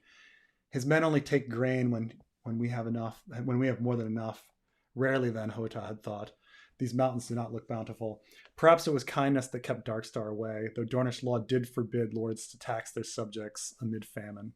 So that was a very calculated line that I mean, I remember we like me and the editors like talked about this paragraph and um this paragraph like moved around quite a bit, and this was definitely like um something we thought about on purposely including Dornish law, because there, you know, it just feels like there needs to be more than just. I mean, there's an entire book on Dornish law, right? Like that Arion reads. Like it can't just be about like, oh, women can inherit equally to men. Like that's a freaking paragraph. Like that doesn't take anything. Like, so I think we're going to be talking more and more about it. And because one thing is like I think someone needs to go to Starfall, and um I think the character that makes the most sense to go to Starfall is actually Aeron. And so it'd be just because it's just such a, I think it'd just be so striking to have a character like Aeron in an environment like Starfall. And so I think there's going to be more some more exploration on like what that is. Plus, you know, Darkstar and Hota, you know, are can talk about stuff. Gene stealer cults, a connoisseur. Best lore is when a human mother has a gene stealer mutant baby. She sees it as perfectly normal baby. So, um, now we're talking about Warhammer 40k. So in Warhammer 40k, when I made this joke about the gene stealer cult, so the is the gene stealer cult. So Warhammer 40k is not exactly like, it's now very very creative, but the original idea for Warhammer 40k was the biggest aliens ripoff of all time. Okay, so they essentially just took the Space Marines from from uh, from Alien, and they're like, let's just have them battle. And they're like, okay. And then the Space Marines like outfits got crazier, and then they got all this lore about them being like space Nazis and all sorts of stuff. And then so then they created this like spin-off video like game called Space Hulk, and they're just like, well, we need somebody for the a little more interesting than the Marines to battle. So they essentially have these xenomorph clones called Gene Stealers, and so it was really lame. Like really the idea was it was just like bottom barrel like creativity. I mean, now it's like fascinating how like 40k has is like over the top creative, but like it started out, it was dumb. It was really like stealing most basic stuff. So then the gene stealer cult came about, where they're like, okay, well, what if the gene stealers are this invading alien force, but before the invading alien force gets there, you have these gene stealers who come in and like French kiss people, and then they will birth like gene stealer human hybrids who will, for the most part, really look like aliens. But like 5 generations down the line, like this is like a 300-year project, like project, you will get like human looking gene stealer human hybrids, and but they will be like they will create fake religions to make the entire like planet or like sections of the planet like be ready to weaken the human planet for when the Tyranids, like the gene stealers, actually arrive. So it's this like crazy idea that like you could send out gene stealers to like on a 300-year like plan to weaken a planet. And keep in mind the Tyranids are like these aliens are like massively strong anyway. Like you don't need these like gene stealer cults to like spend 300 years like undermining a society before they get there. But nonetheless, it's that's when it starts getting creative and crazy and weird. Considering it all started with the worst ideas, like you are just ripping off aliens. And then you get to like gene stealer cults. So like okay, and they all have like sonic abilities and different like telepathic abilities. It's crazy. Um, conspiracy theory. Preston is such a neo-lib. That's the thing is like these ideas about like um JJ McCullough had a video today about like these kind of like weird um about how online politics is kind of becoming a disservice to political discourse because now it becomes um now it becomes like hip and cool to be like this is my political ideology and it's some like weird niche extreme kind of thing. And then and it doesn't really help because like those positions have no role at the table for like in like real actual politics. So like when people are like oh man you're such a neoliberal, like hey guess what, like that's all like governments, like all the world is in your like neoliberal like criticism. So like to be like if you don't have that belief, like say you're completely against and you want to tear down the system and like end capitalism, like or like you want to tear down the system and end socialism, and like you want to be an anarcho-capitalist or you want to be like you know a communist, both of those are unrealistic. Like you're not part of the political discourse anymore. You're not like having like real discussions about real policy that you can go to the like the polls and vote over. You're talking about theoretical abstracts that are irrelevant. They're irrelevant. It's like going to the doc like go it's like having a bunch of doctors like trying to figure out how to better like remove a tumor, and someone coming in and being like well what we need is like teleporters to like teleport the tumor out, and you're like well you're in fucking Star Trek at this point. Like you're not helpful. Like well I'm for non-invasive surgery because I'm for teleporters. Well that doesn't mean anything. Like your political belief doesn't like inform you to any policy decisions like that are like real and concrete. Like when you go to the polls, like when you go and vote and you choose a political candidate that's going to represent you, like those candidates don't exist. So like you can be like oh Preston's such a neolib, like who fucking cares? It's such a dumb criticism. Like it's like oh you're a normie, you go to the grocery store. Preston's such a going to the grocery store kind of person. Like fuck, like that's the fucking world we live in. like there isn't like there aren't a bunch of conspiracies out there, and like bringing down the neoliberal order of the world is not something that's gonna fucking happen either. So like just like stop dreaming. Like just fucking like choose real concrete policy and real concrete beliefs that you can like go to the polling stations and find a candidate that can like bring that about, you know. um Wish the far left in the US was as cool as people think they are. uh yeah, I mean I guess, I mean I don't know if the far left like I mean it depends what we think like the far left, like you think like tankies like communists or something like that, like that hip kid in like college that like um that is, you know, against everything. I mean, I think, you know, the people in all extremists think they're cool. I mean, libertarians think they're cool somehow, even though, you know, I don't. Um, so I mean, I don't know. I mean, I think it's anywhere. I don't think it's necessarily an American thing, but I think like taking extremist positions, like you seem like you're edgy and cool because you're like, you know, there's nothing like cool about like reasonable. Like there's nothing, you know, there's nothing dangerous about reasonable. Like, oh my gosh, she is for like, you know, a comprehensive tax plan with like, you know, a progressive tax structure. You know, like, oh, your belief is that we should raise taxes on the rich by like 3%. Oh wow, like something like small and reasonable like that is there's nothing like sexy and dangerous about that. So it's not going to be cool.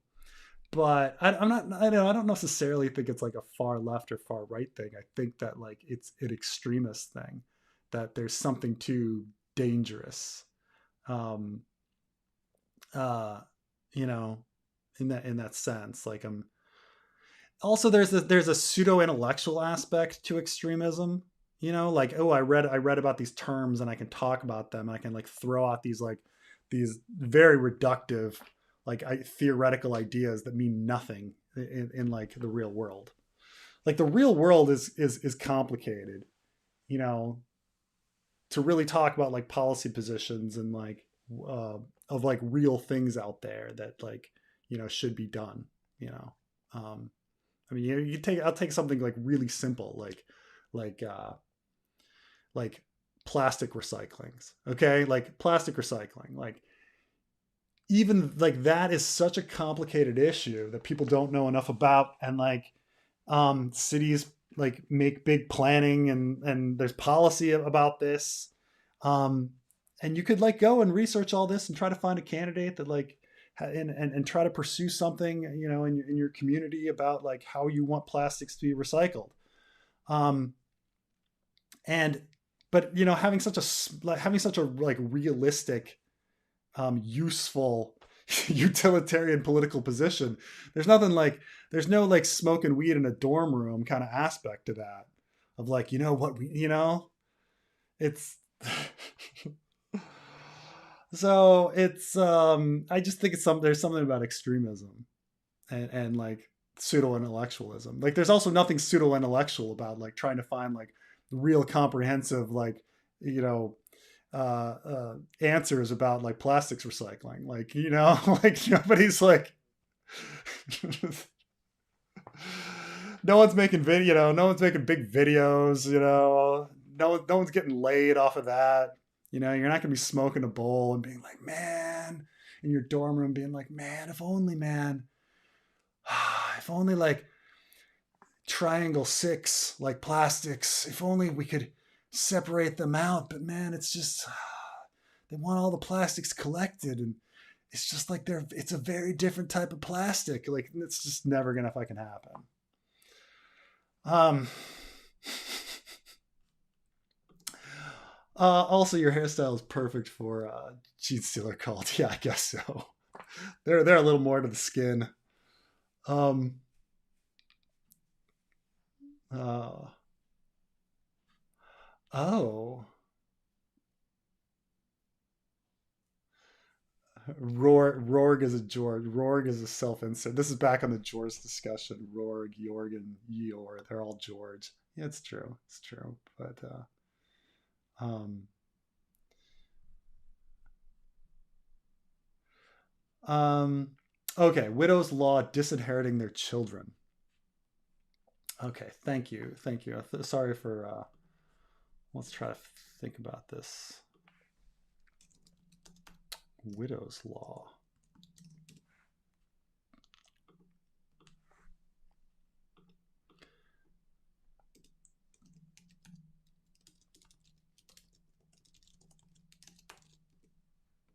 Let me see if I can get this.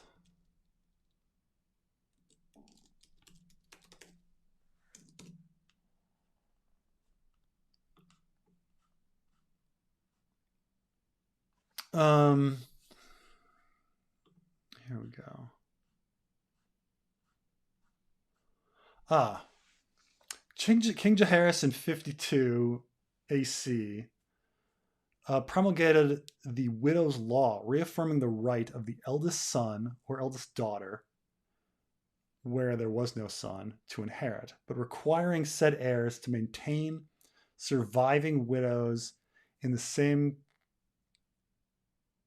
condition they had enjoyed before their husband's death.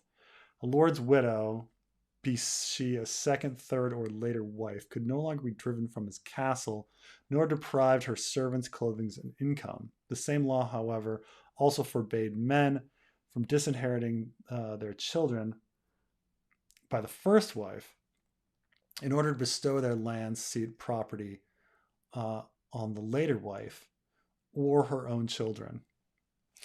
That's a very interesting paragraph. I'm gonna put this up real quick because this has a lot of interesting aspects to it actually.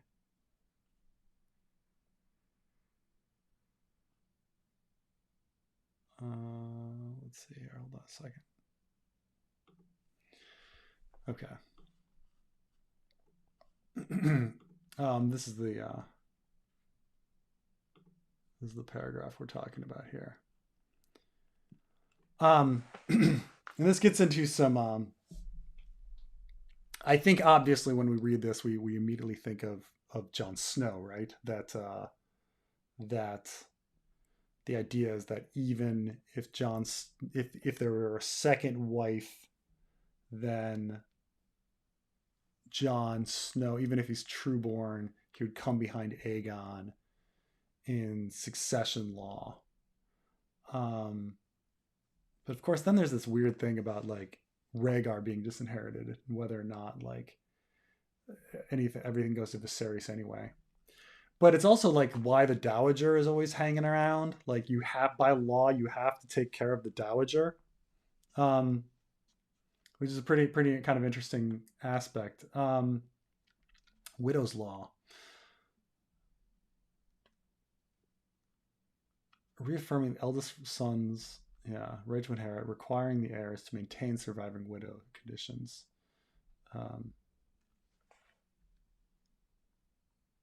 Later wives can't be driven from the castle. In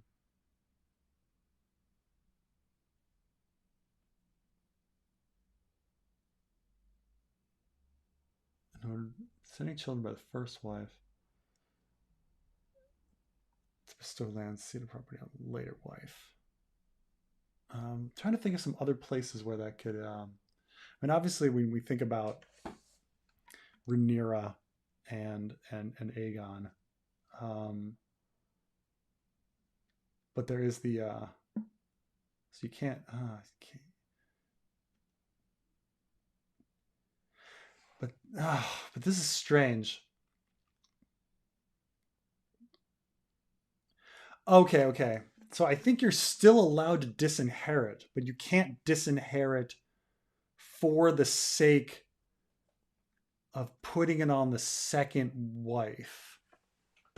So that's an interesting rub because that means like Aerys could disinherit Rhaegar for Viserys because it's the same wife. So he's allowed to disinherit. You're allowed to disinherit a son.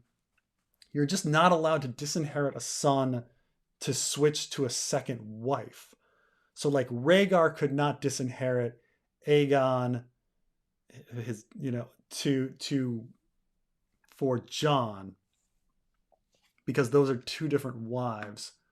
But Aerys would be allowed to disinherit Rhaegar for Viserys, if I'm reading that correctly. Because otherwise it would just undo disinheriting in general, which certainly children have been disinherited in Ice and Fire. That's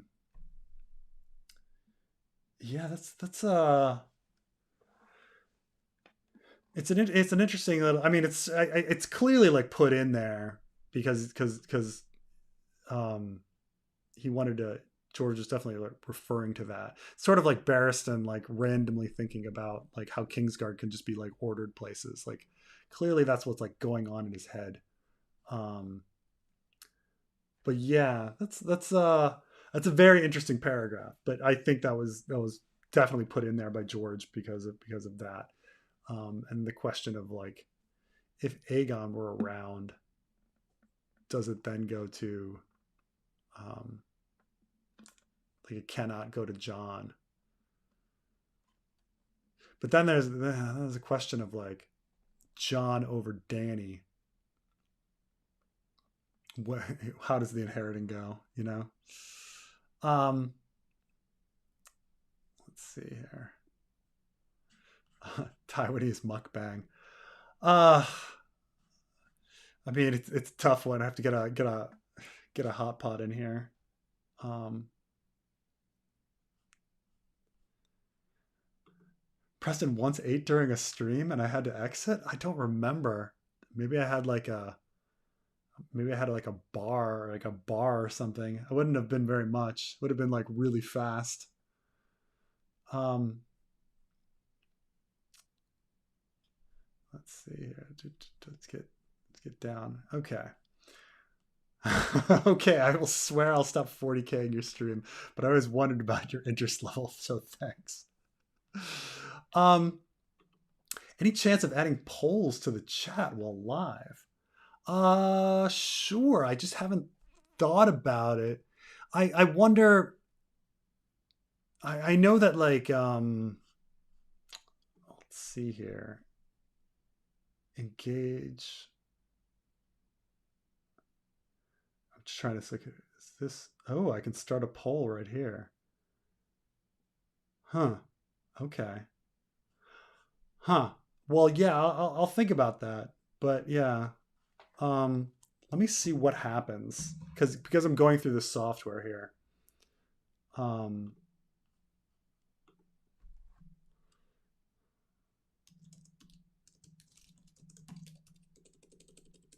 let me see what happens.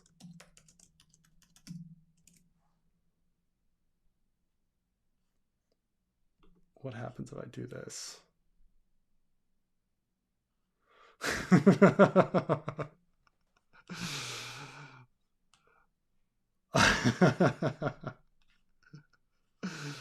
have to do it on another screen. I do wonder if there's like because even my software like uh they update a lot. So I wonder like creating poll like through this versus having to go over there. So that's kind of funny. Oh, oh. But yeah, I'll think about polls more in the future. Now that I didn't even think about the function. I didn't think about it. Like I think there might be a something on the software, but we'll see. We'll see. Um, Finally caught alive. Just want to say thanks for the content and getting me too deep into A Song of Ice and Fire. Watching your vids for 8 or 9 years now. Crazy. Hey, thank you. Um, yeah, I mean, I guess it's just hopefully people had fun. I mean, obviously this is a giant waste of time, but isn't everything a giant waste of time? Um, but but I think I think yeah, I think this is fun and just like makes people think about stuff. I've gotten some really nice messages over the years from people about how like it's changed their way of like reading or got them into reading or it's got them into writing or changed the way they thought about writing and stuff like that. And just the idea of going slow and going like line by line and word by word, um, which is fun. It is a fun and useful thing to do. Because some writers do like writing can be like painstaking, like think about like every single word versus just like I think a lot of us read like most reading people do is beach novels, and whether it be John Grisham or Stephen King, and both of them just kind of read the right stream of consciousness. Like there's not anything sort of like deep to it, but then you forget that like a lot of writers know like they're painstaking about every line, and so um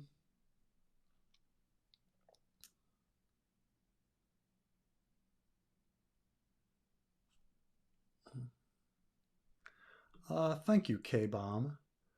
um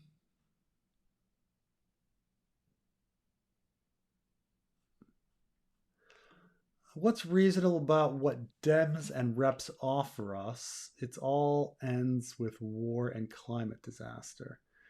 um the Even if that's true, say that's true. Let's accept that. Um,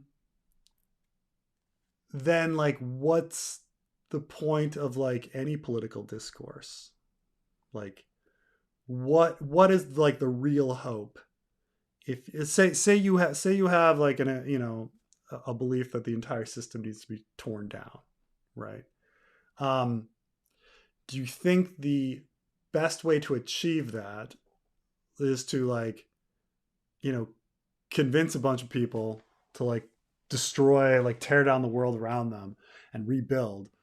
Or do you think the best way to achieve that is to like incrementally like elect, um, you know, politicians that further go little by little towards your position? Um, I just don't like. I don't see how like I don't see revolution happening all at once. Like I just don't see it happening all at once. Like you it's not that like even if one is like going to be correct, like okay, let's say you think that's the way it is, like it doesn't matter because that's not where we are, like it's like we are in a hamburger restaurant and you're talking about sushi being better. Sushi may be better. We're in a hamburger restaurant. What are you going to order? And how can like what are your goals and what's the best way to get there? um because like sorry, but tearing down the system, like no one's going to do that. Like no one's going to follow you on that. It's just not going to happen. Like I think incremental change is the way to go. And and in fact, I think it's counterproductive to go the other way. Like some people are like, oh well, both sides are the same. No, they're not. But like the more like by being disengaged from like the real world and where the political discourse is now, you're not helping. Like you're not helping shift anything. You're hindering, because you're not being part of it.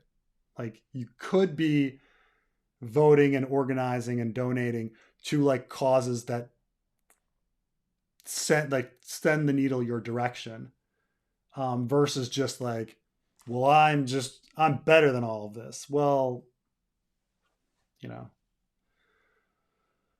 so it's not that like it's.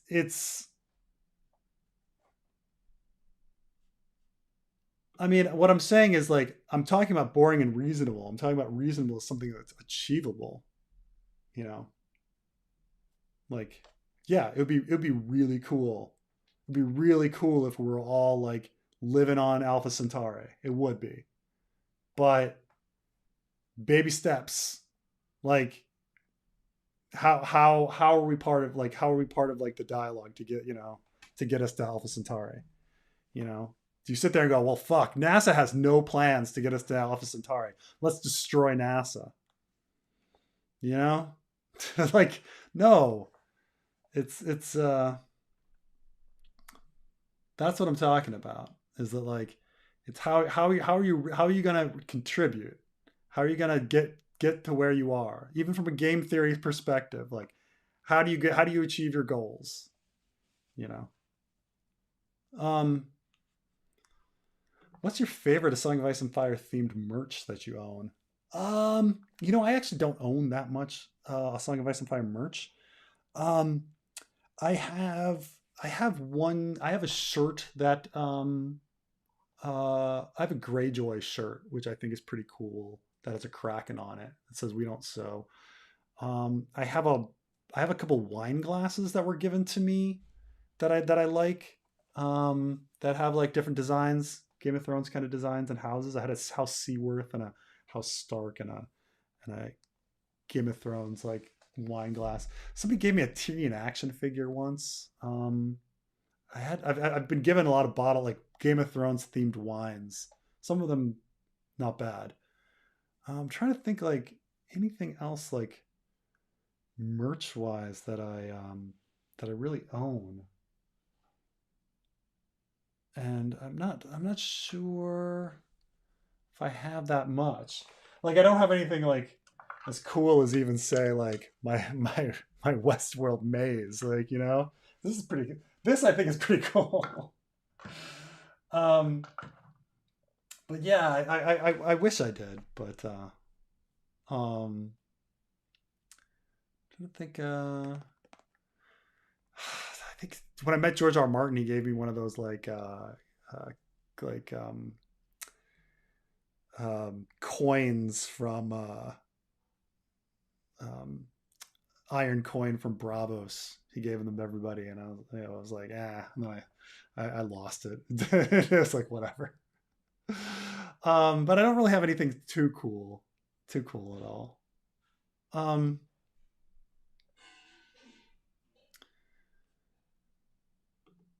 I got back from a Bigfoot field research organization 5 day exposition. I need to know. Do you think Sasquatch um, could exist, and can you talk about cryptids in A Song of Ice and Fire, fish people, ape men, etc.? Um, I mean, giants in general in Ice and Fire look like Sasquatch, right? They're like big and furry. I'm not sure if that was intentionally. Um, and so it's um, so there's that. I think that the story of the Squishers is obviously just like, I mean, it's supposed to be just a stand-in for the others, but it does make one wonder, like, if there was a long night, if different people evolved different ways, like to live underground, to live in the sea, um, in some sort of genetic engineering fashion, and that and like the others, you know, stuff like that. I mean, prior to the show, having the others just be like a creation of the children of the forest, I was straight on board with the idea that they were just genetically different humans that lived underground and interbreeded and altered them and were changed and altered because George R. R. Martin has written so many stories about um, in like inbred cave dwelling people who like became different. Um, he has, you know, he just has a lot of stories about that. So I, you know, I kind of thought the Squishers for a long time were like that. There's just like to survive the long night, like people genetically engineered themselves to live under the sea, and because the pre Long Night Society was advanced, you know, and so that was kind of like the idea. And so you know, over time, I don't know if I still. I mean, I guess he has in the World Book the weird people up at the five forts and stuff like that, and you know if they're actually others or something else. But you know, there are these other like peoples around, right? And so I think it them being genetically altered from inbreeding and isolation makes some sense. Or if they had an advanced society that could genetically engineer themselves, like the Prometheans, you know, I think I think it's possible. I think it's possible. I mean, anything could happen with is like the pre Long Night Society being advanced. I mean, it's 8,000 years ago. So, um,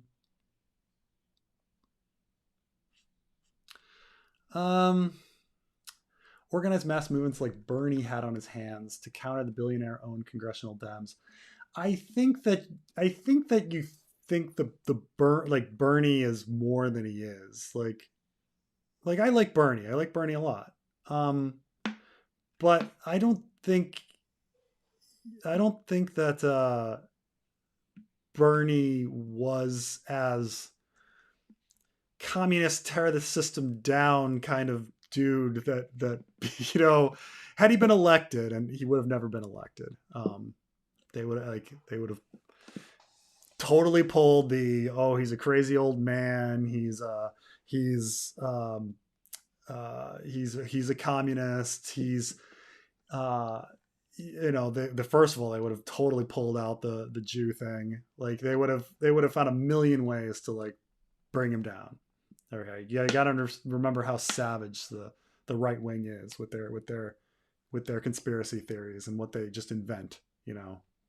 Um, I mean, somehow Biden, the nicest guy in the world, is like secretly a communist pedophile. And all these things that they make up about people.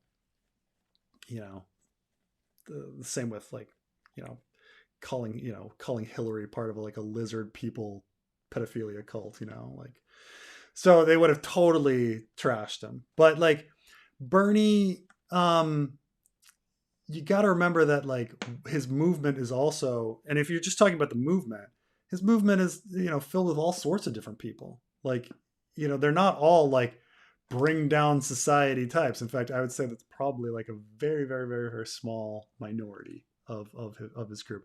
Also, like Bernie has his own interests as well. He's not pure, you know. Like he's you forget that like Bernie is like totally pro gun, like all this crap, like, which is a total corporate thing. Like he's got his own problems too. Um, so he's not as pure as you think he is. Now, I like him a lot. I do. I think he's a great man. But I don't think I don't think he was a revolution. I don't think his followers were a majority revolution. I think that if you're in a bubble where it's who a few people around think they want to support, but that's not who most people who are voting for Bernie were. We're not thinking like burn the system down. It's not what was happening. Um, what is governance achieving for us? Oh my gosh. Okay. I mean, you're talking like number one, Social Security. Like they keep literally millions of elderly out of poverty. Like elderly poverty was a massive, massive problem um, prior to around 1960, and it's practically eliminated in America. Um, Medicare, Medicaid, providing like medical insurance for millions and millions of people. um, let's see what else. Like arms control, non-Lugar program, like the State Department, diplomacy. Like the number of countries that have nuclear weapons is still, thank goodness, small, and would be so much larger if it weren't for diplomacy in the State Department. Like, and I mean, just incredible. Oh gosh, like how many countries would have nuclear weapons, and how many like nuclear weapons would just be everywhere if it weren't for um, like governance. Like, oh my gosh. Okay, what else? Roads, sanitation. Like you could walk the streets at night. Like this is obviously like this is literally the discussion from Life of Brian. Like, what has the government ever given us? Well, I mean, fucking everything. Like schools, like they educate children. Like our children get educated. Like they feed people. Like like it's it's amazing to be like government provides nothing. Like government provides everything. Like it's sorry, but uh well, obviously the aqueducts, and yes, peace and security, yes. um Join now. No idea why you were live at this hour, Germany, but thanks. I always sleep when you do your weekly live. Longtime fangirl here. Thanks for all your videos. Thank you, Natalia. No, every once in a while, I know that like Europeans, like the Europeans always like complain that my streaming time is not good for them, and so like the best time I can do, and granted it's like still like the afternoon, it's not the evening when people are home, but nonetheless it's I try every once in a while to do something for the Europeans. um Hi Preston, I met your channel by Glitus. So far I'm in love with your content. Thank you. um that's very nice to hear. um let's see here. Is Biden really to the right of Clinton though? They're about the same. I mean, it depends what issue, but um, Biden's Biden. Um, I mean, the infrastructure plan and the I would say that Biden is probably to the left of Hillary, but just on the in the sense of like uh, social programs and getting spending done. I mean, Biden's been surprisingly successful as a president. Um, and so it's um,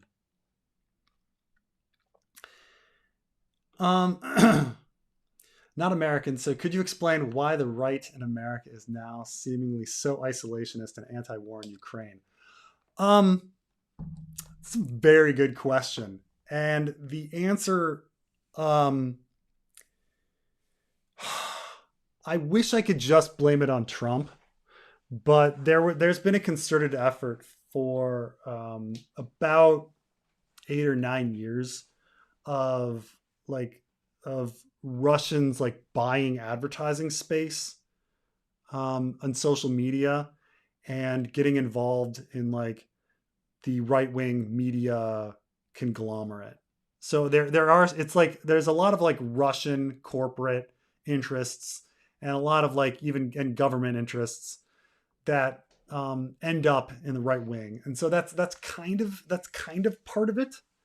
Um, because it was obviously like through the 80s and 90s like Russia was the enemy, and then all of a sudden like um Russian corporate interests, Russian government interests started like putting in propaganda um out there, and then Trump had some corporate interests with the Russians, and then all of a sudden he was like, actually, maybe the Russians are great, and because they just kind of like switched over to whatever Trump was saying, they were like, okay, you know, it's it's kind of as simple as that. There's no ideological reason. Um, I mean, unless you're like, well, anti-democratic fascist kind of thing, but like there's a lot of countries that are like anti-democratic, like China is anti-democratic, they're not into China, so it's something odd. I do think it's the way places that the Russians have been spending their money and propaganda and media, and it's been effective, and I think a big part of it's Trump.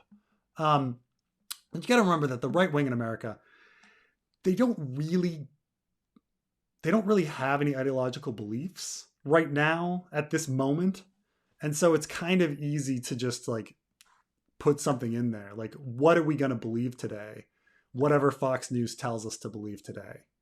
Um, there's not really any sort of like principled conservative thought anymore at this moment. Maybe there will be in the future. But like even when you take things that you kind of go, oh well, what are the Republicans for? And you're like, well, Republicans are for small government. Well, no, they're not. Like whenever they're in power, they actually like spend more than Democrats and rack up more debt. And you're like, oh, okay, well then what are they actually for? Well, they seem to be for cutting taxes on the rich. Like but that's not. There's no like ideological like belief behind that. There's just like that's just cronyism, right? Like, um, and then they kind of say, well, they might be more religious, but it's only select certain religious ideas. So like they'd be against like abortion, which seems to be a religious idea, but they're really super capital punishment, which is also like, which is kind of like, a lot of the major religions are against capital punishment, especially Catholicism. So like there's some odd things like what just gets put in there. Because even abortion wasn't really a right wing issue until like the late 70s. There was like a concerted effort to like push that into people's ideas and people's thoughts. That this is what it means to be conservative, to be against abortion. So I wanted to say I want to chalk it up to like propaganda and Trump, like switch the American right over to being like um, pro Russia and against the war in Ukraine. Now, isolationist is they're the isolationist aspect. There's been some of that for a while, and that's kind of began with Newt Gingrich and like Pat Buchanan. They and kind of an anti-immigrant idea that like we need to like connect, like close off our borders and close our trade. Um, so there was this moment where there was a big switch in America in the 90s where the Democratic Party used to be anti-free trade. Um, and then Bill Clinton switched the Democratic Party to being free trade. And so the Republican Party and the Democratic Party, for the most part, was in agreement. Free trade, good thing. And so NAFTA happened at this time and stuff like that. But there were still the fringes of both parties that were against free trade. And so the kind of this Pat Buchanan wing uh, uh, at the time and was against the free trade and was more isolationist. I think he wrote a book called Republic, Not an Empire, things like this. And then over time, that extremist kind of idea grew until like Trump like took it on. In fact, I think it became a aspect of the Reform Party, which Trump actually ran for president before 2016 as a Reform Party candidate, and I think that was part of the platform then was like anti-free trade, where and that was Pat Buchanan's Reform Party. So I think it kind of like split into it, like bled into there. Um, but yeah, there's no ideological reason. There's no like average Joe in the middle of like Nebraska. Like it doesn't affect him in any way. He's just gonna like watch Fox News or watch Newsmax or listen to what Trump says and just mimic it and parrot it. He doesn't fucking care. He doesn't know any difference. Like he doesn't know anything about Russia, Ukraine. He's just gonna believe it. He's just gonna be like, well, from what I hear, the pedos are on one side, and that's it. Like that's it. So I wish there was like a good, like intriguing reason other than just Americans are gullible pieces of shit sometimes, like that's it.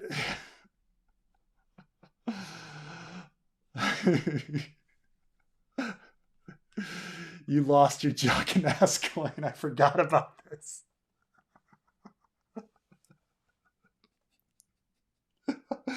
Oh my god, I totally forgot that joke. Fuck. I forgot when I talked about that. But where we're getting this is Jacques Nagar, like before he went into the black cells, the idea is that like he would have been searched, right? And like all money would have been taken off him. So the idea is that like the coin from Bravos, the only way he could have like hid it was to shove it up his ass. And so when he gave it to Arya, he gave her his ass coin, which is like, I don't know if you've seen like Upright Citizens Brigade and the ass pennies like skit, which is like hilarious, ass pennies. But like essentially to ruin that joke, it's like the guy's like, man, you're so confident. How do you do it? I just want that edge. I got an interview coming up. And he's like, you got an interview coming up in a week? Well, okay. I suppose you got some time, but what I do is I've been putting about $5 worth of pennies up my ass like every week for the past like 10 years. And he's like, if you do the math, like on the amount of like pennies I've done, um, I know that like they've all handled my ass pennies at some point in their lives. And like it just gives me the edge. Like no one can make me feel nervous when I know that like they fucking like handled their ass pennies. They've given their daughter an ass penny to buy her like ice cream cone with, you know. And so like this ass penny like thing. But yeah, Jock can give his ass coin. Like, oh man, Jock can give Arya an ass coin. Did she bite it? Oh man, I have to like check that at some point. But yeah, the fucking ass coins. Cause fuck, Jaqen has more than that. He gives the dragon, right? The dragon to Pate. So he hit at least 2 coins. Pate went and bit the ass dragon. Fucking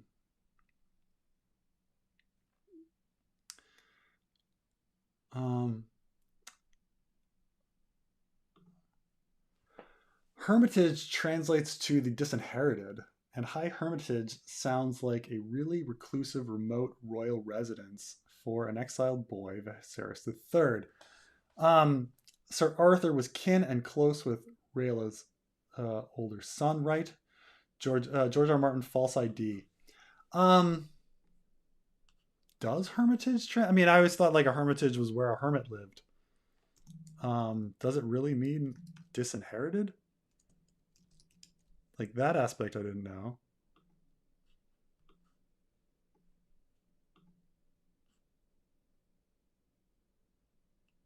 Hmm. I'm trying to.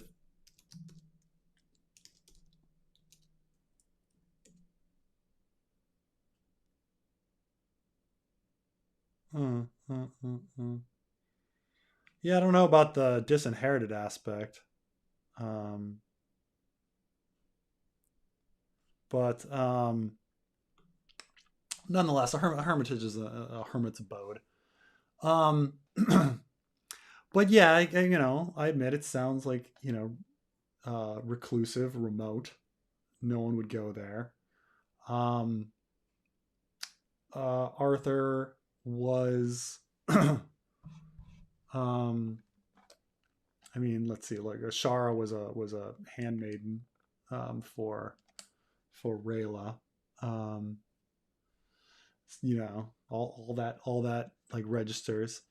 But the thing is, you could take it another way and be like, okay, well, Joanna was also there. So what Lannisters do we not know? What Lannisters are around the same age? Could actually Stefan Lannister have dyed his hair red and he's secretly a Viserys? Um, I mean, it's you'd think if he were high, like say he's dyeing his hair, why would he leave the one streak silver? Why would he give himself like away? Um, why would he be taking such crazy risks? Um, why isn't he like spending any time like trying to find an army and overthrow the king? That kind of stuff. So um, so it's just I think that like there's some circumstantial stuff there, but does it really fit the story? Does it really fit? Like, if you were Viserys, would you be acting like Darkstar? Um,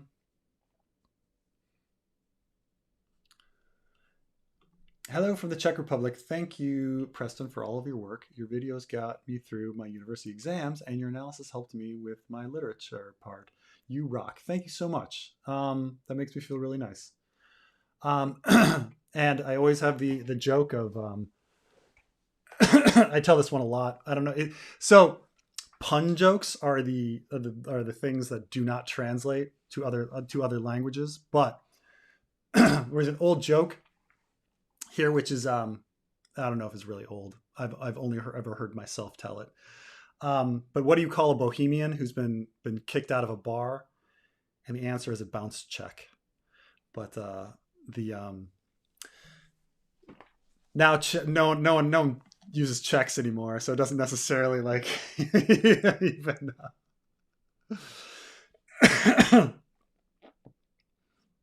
even work that much. Um, hey PJ, big fan. What do you think of Sam Cedar? I think Sam Cedar is really great. I think he's really smart. He's really entertaining. Um, he explains things. If you're up to, if you want to be like a debate bro, um, Sam Cedar is probably the best debater I've ever seen. Where like you don't even realize like that he's having a debate, because like a lot of times when people debate, it's like they're trying to fit in as much argument as possible, and it's filled with emotion. It's almost like you're Ben Shapiro. Like I'm not like Ben, like that's, it sounds like a debate, but like Sam Cedar, he'll have like this like seemingly like calm like situation, and then the argument comes through and it's just like so solid that you're like, oh fuck, like he's right.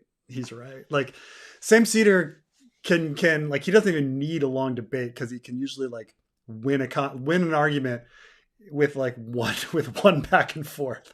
He's just like, let me ask you a question, and then he like puts one question forward and the person just like falls apart. So I think he's really good. I like I say, Sam Cedar, like if like Sam Cedar and like and um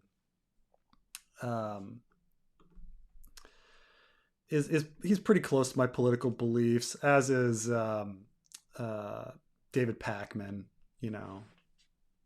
But so I think he's entertaining. I watch short clips from Sam Cedar all the time. Um, I would not let Biden near my kids. LOL. I don't know why, but he seems like a nice guy. I mean, Biden's a nice guy. Um, uh, can anyone explain the difference between Bernie Sanders and Ralph Nader? Oh yeah. So the big difference between Bernie Sanders and Ralph Nader is that Bernie Sanders knows when to stop and support the right candidate. Like, when Bernie Sanders lost, he was like, okay, all vote for Hillary. When you know please all vote for Biden. Like that's very different from Ralph Nader. Like Ralph Nader like just ran the third party and caused Gore to lose and was completely unapologetic afterwards. He was just like, if Gore can't win, like come on, he shouldn't be president. Like, oh my god, like the damage that was done to America with W, instead of like one of the smartest like guys who probably he probably would have been the best president ever. Like he was so smart, and poor Al Gore, the guy who should have been president. Um, so Al Gore was just unapologetically like throwing a wrench and shit, like and still in interviews, he's still like, people are like, today, do you think it was a bad idea? And he's like, no, like nothing, like, and no doubt about it either. Like, no, like questioning. Like, he could at least be like, I don't know, some days I think this and some days I think that. And just no, like, I get it. Like all the, he did a lot of great work his whole life, Ralph Nader, and then he fucking like decides to destroy his legacy by running for president and being a fucking dick. It's amazing that you can just like destroy your whole life like that. mm. Um. Huh. Syria Farrell is just an acrobatics mummer. Ned wouldn't teach his daughter the sword. Oh, wouldn't teach us, but uh, anime gymnastics is cool. Started the books because of you. Thank you, Green Day fan. Montana. I'm guessing MT. I'm not sure. Uh, here's the thing: is that Serial Pharrell was recommended to Ned, so he didn't know anything about him. The question is like who recommended him, and we don't really know. I mean, I guess it was he was recommended by um, uh, Van Poole or somebody. Like that'd be my guess. That because who does Ned know in King's Landing? Nobody. You know, but he's just like, oh, he came well recommended. Well, who knows anything? Like, I guess Van Poole like recommended him. But then the question is like, how does Van Poole know this guy? Um, Also, Van Poole, dead or alive, we don't know. We don't know what happened to that guy. We see him get killed in the show, but we have no idea what happened. Um, yeah, in the book. What politician is pure? No politician is pure. You are correct. You are correct. You can't. No one is pure. Yes, right. Yeah, exactly. Was Bernie on Epstein flight logs? I mean, I have no idea. Um, it, it, the what's funny, somebody asked me. Epstein came up. He's also like the middle of all these like conspiracy theories. Like, oh, was he murdered? And it's like, no, no, he wasn't. He just killed himself in jail. Like, stop with all like the conspiracy theories. Like, he didn't fucking. There was no fucking conspiracy. He just fucking died in jail. He just killed himself in jail.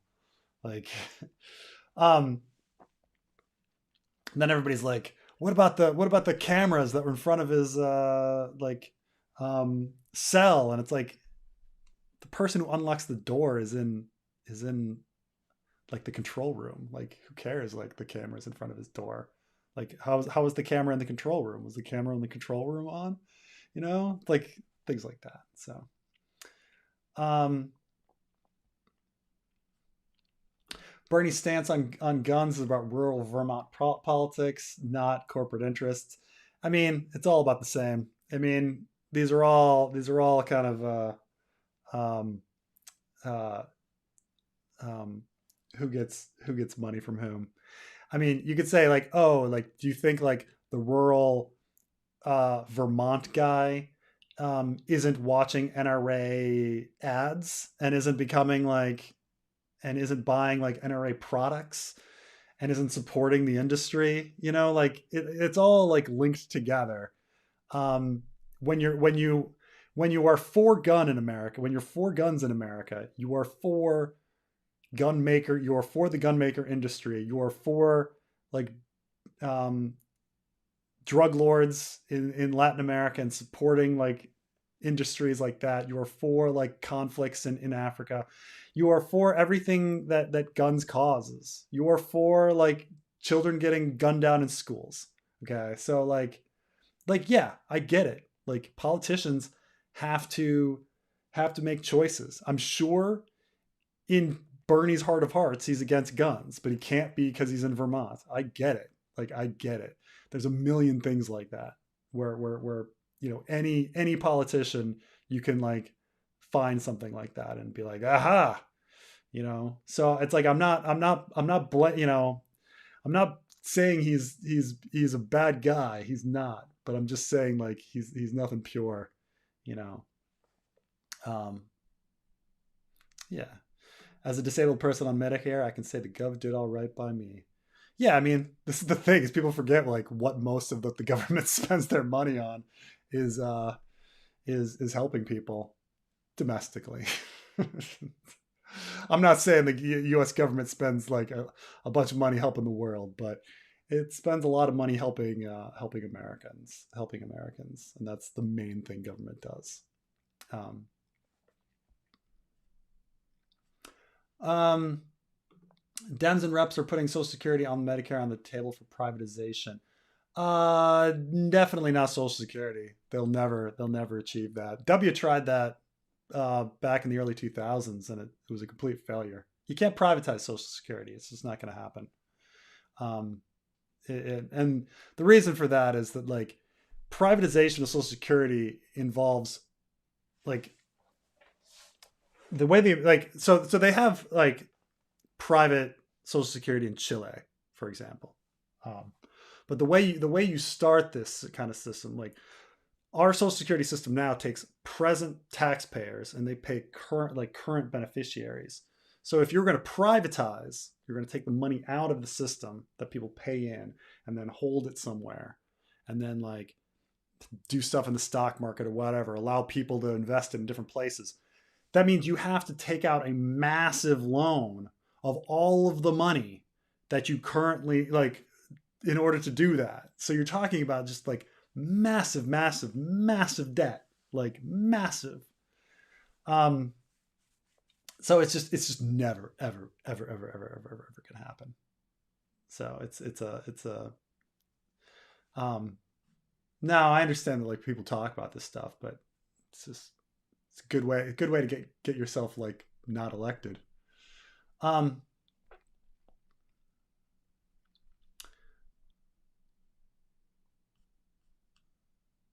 this is damn in my band. I don't think so.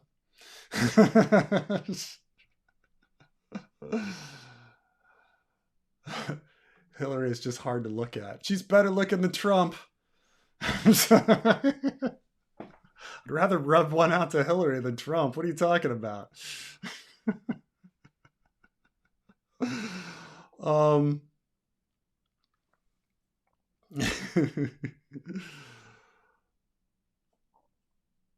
uh, has anyone ever noticed how there is no real extreme left, just the Trumpists and moderates? Yeah, in America, yeah, it's it's a we live in a fearful time in America where teetering teetering on fascism, everything falling apart. Essentially, we have one party that believes in democracy and one that does not. So it's a dangerous, dangerous time. I am I am very fearful, very fearful. Um,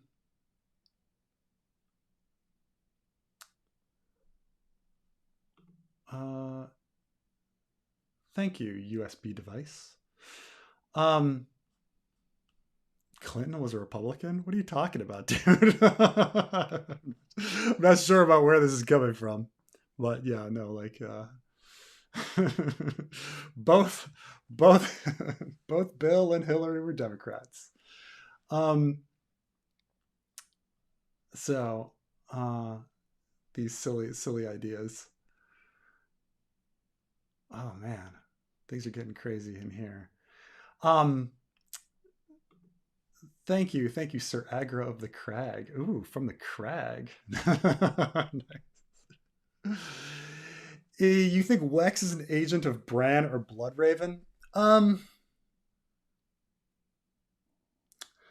Trying to think like I mean, in the end, if time traveling Bran theory is correct, everybody's an agent of Bran. There's some ideas that like, he's a former because he doesn't talk that maybe he was a little bird or something like that. Um, and so but I think in the end, I'm not sure how much he's done to influence events towards a major party. Like, yeah, he's sitting there with Manderley, um, gushing to Manderley. But then you kind of say, okay, well, who does that help? Like, which faction does that help? And does Manderley help Stannis?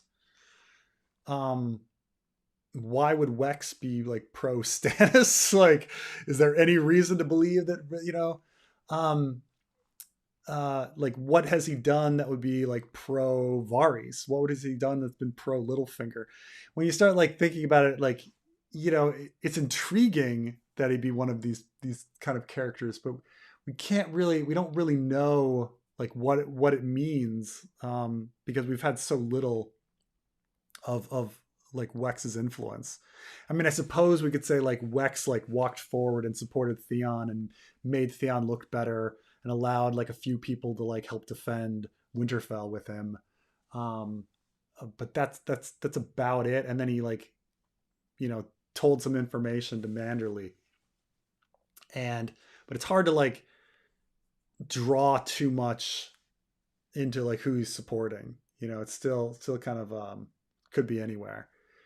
I tend to think that like if he were just an Ironborn, it would make sense that he went to Torrhen Square and talked to Dagmar Cleftjaw, and that things are coordinated, that there's a coordination with Dagmar Cleftjaw going on. I think that just would make sense. Like if you were an Ironborn and you survived Winterfell, what would you do? Would you randomly follow Osha and Rickon, or would you go to Dagmar Cleftjaw at Torrhen Square? I think I would go to Dagmar Cleftjaw at Torrhen Square. So it's I don't know. I don't see any evidence of him being anybody's like secret pawn. I mean, except in the grand scheme of like time traveling Bran, like trying to do everything. So, does anyone actually think George R. R. Martin is going to finish another book?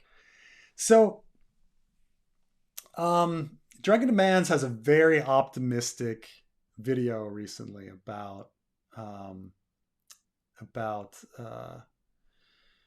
the chances of Winds of Winter coming out, and he's always very optimistic about everything. He's an optimist, and he thinks it's coming out in 2024, and he is right. How like he does point out that because of the writer's strike, George R. Martin won't be helping on any scripts.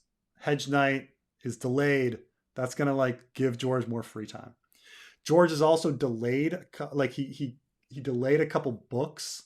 Like the Who's Who in Westeros book is not coming out, and I don't know if it's just because lack of interest or whatever or what, but he thinks it's because like George wants to really focus on the Winds of Winter, and it's like that's all very nice and all, but then also you like you follow him on Twitter and you see that he's attending this and this party, and he's gone this and this opening, and he went to the Night of the Cooters opening, and all this.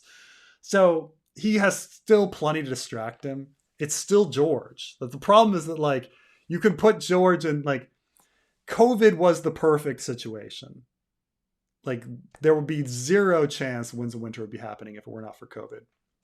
However, like, and it's true that the writer's strike is helpful. The writer's strike is helpful. And that tips things a little more towards like Winds of Winter, but it's still George. It's still George. It's really hard, so.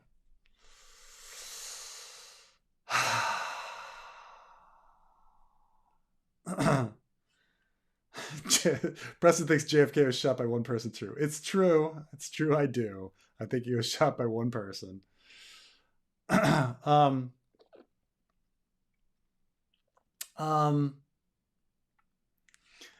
Since when did debt become a problem? That's the thing, is debt really a problem? So, debt is a problem if you can't, if you the reputation of your country gets to the point that you can no longer sell treasury bills to support your debt. So the way our debt is financed is through treasury bills, and people, governments and whoever buy the treasury bill and give us the money. That's how we have debt. And so treasury bills are incredibly low interest. They're really stable. I mean, I suppose if this debt ceiling thing falls apart and then all of a sudden the Supreme Court is like, we can't pay our debts and we default, that would be the end of everything. That would be the end of America. Then our debt would be a problem. But like debt is only a problem to the point where you can't finance it, where countries like no longer are willing to sell you, or people are no longer willing to buy your treasury bills at like a reasonable interest rate, and then you're paying interest of like 20% because that's the only thing you can get and stuff like that. So like debt isn't really a problem, and it's only a problem when you want to cut the opposition's like programs. That's all it is, and try to try to run on something. Because, like I say, Republicans in America don't really believe in anything except for like infinite guns and low taxes on the rich. So like they try to like pretend to be fiscally um, responsible by, but it's only like when Democrats are in power. Um, it's funny how people ignore the three states with lax guns near Illinois, where a lot of straw purchases are made. I'm a guy who likes guns and owns a few. Um,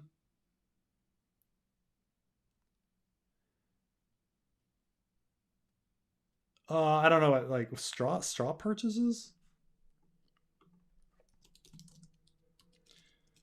Um, I'm not sure what. Oh, okay. Straw purchase is when the buyer of a firearm is actually buying a gun on behalf of somebody else. Hmm. I see. Yeah, no, it's pretty. But like I say, I'm pretty for an American. I'm pretty I'm very anti-gun. I think guns in general should be illegal in America. I understand people are like, what about hunters and stuff? I'm just like, sorry guys, you fucked it up. You ruined it for everybody. Sorry. Like it's just, but I think in general, I just don't think we need guns. I don't think people I mean it's a I just don't understand it either. Like say you think of guns as something like you like shooting. Like let's say you like target practice. I've shot plenty of guns in my life. Okay, I grew up shooting guns, um, and you know, shooting at a range is pretty fun. But so is darts. I mean, it's kind of the same thing. So is archery. It's all just target practice. It's fun. So is bowling. It's no different. I mean, bowling is it's the same. But people don't go nuts about bowling and archery and darts, right? Like no one, they don't form these all like clubs and like vote for candidates based on these sorts of things. They don't like form social identities based on it. Like I get it, you know, um, and then people like talk about like then you get into all like the unreasonable stuff like when people start talking about like oh I need guns to like overthrow the government and stuff like that and then it's just like kind of weird shit like weird odd fetishization of it and so that's my big problem with it is that it was fetishized like if you actually look at say how the Swiss handle guns um there's a lot of like safety that had gone into it. How the NRA used to be about safety, like 80 years ago. Um, there's just being a responsible gun owner and understanding the evils and the damage guns can do, understanding that they're dangerous things, and being responsible with it.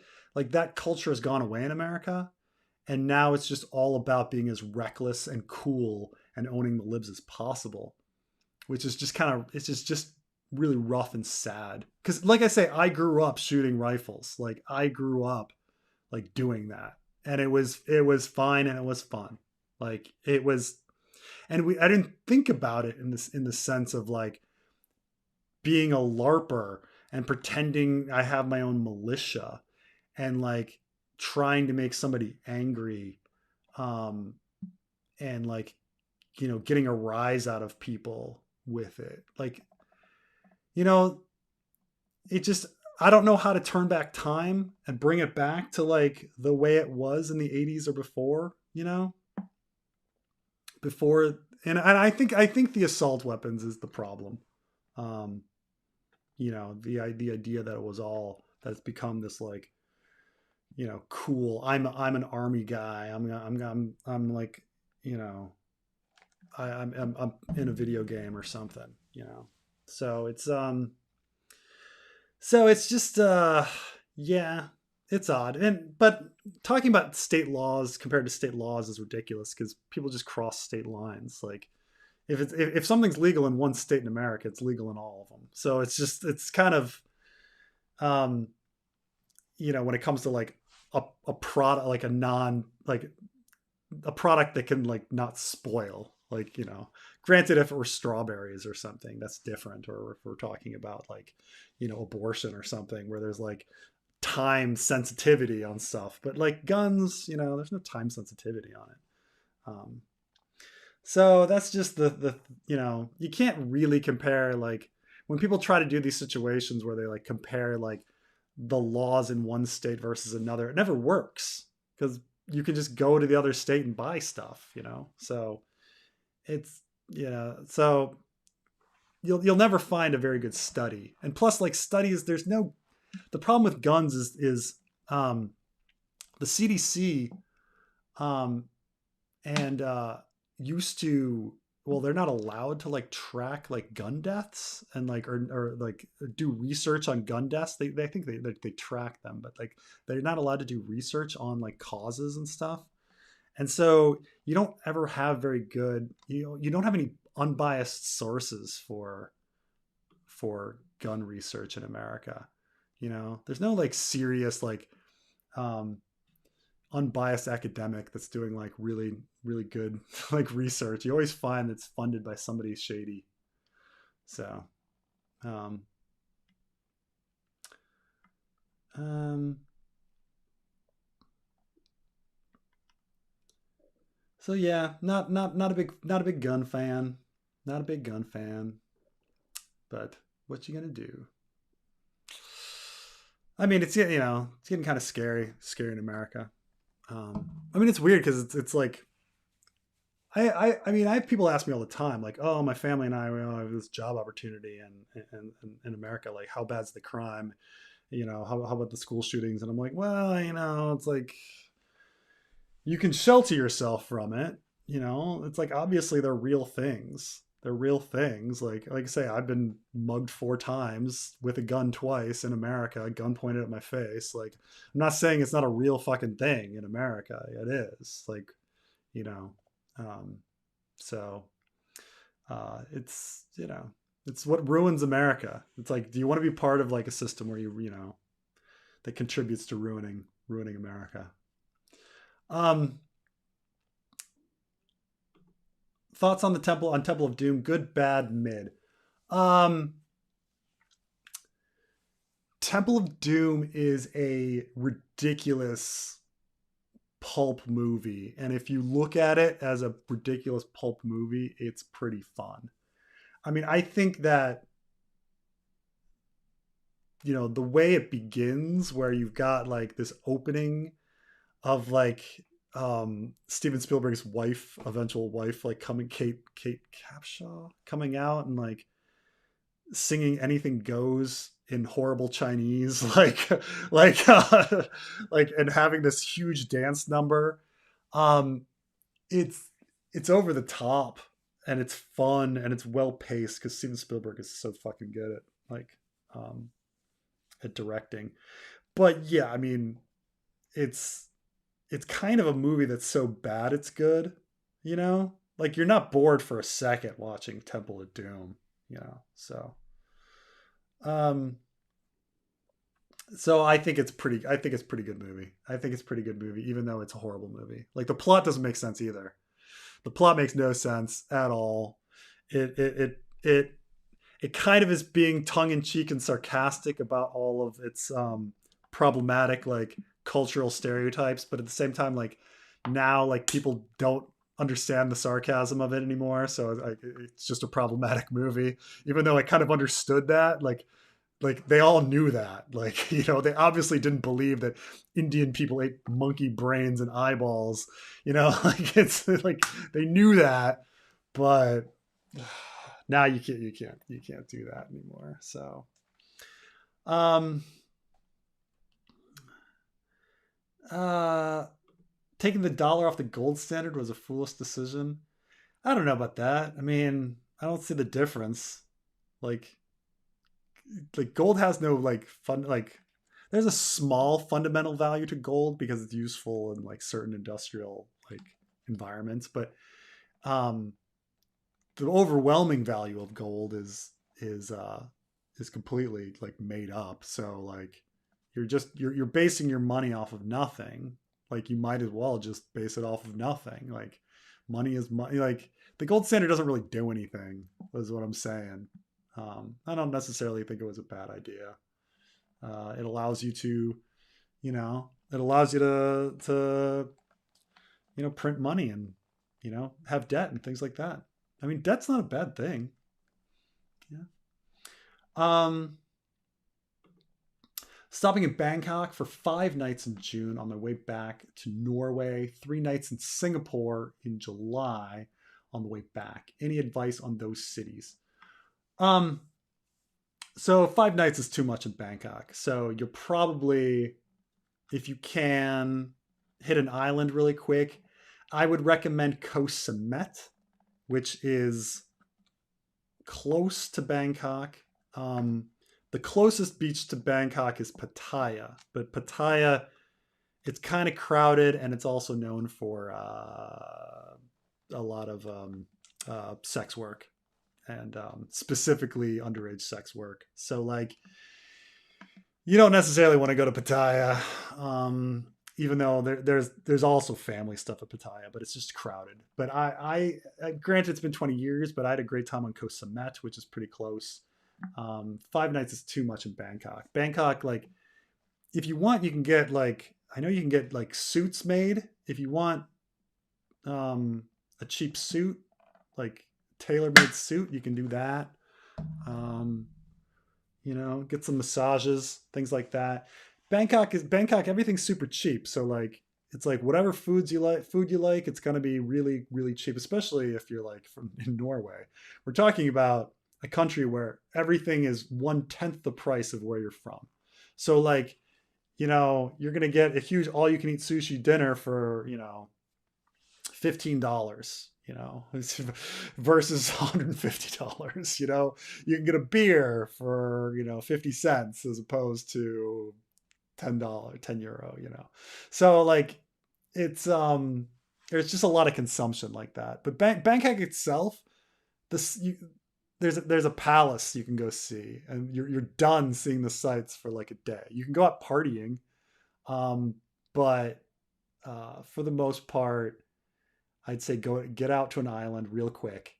I recommend Koh Samet, which is the closest, um, and then there's a lot of things to buy if you want to get some clothing or tailor-made suits, or have a lot of dinner, get your favorite food and get it cheap. It's great. Get massages. They're like $5 for an hour. It's fantastic. Singapore. Singapore's got great food. It's got Malaysian food. Malaysian food's the best food in the world. Singapore, there's some zoos, really great zoos in Singapore. So go see some zoos. But other than that, Singapore, you don't need more than 2 days in Singapore. You'll see the whole place. You'll see all of Singapore in 3 days. There's nothing much there.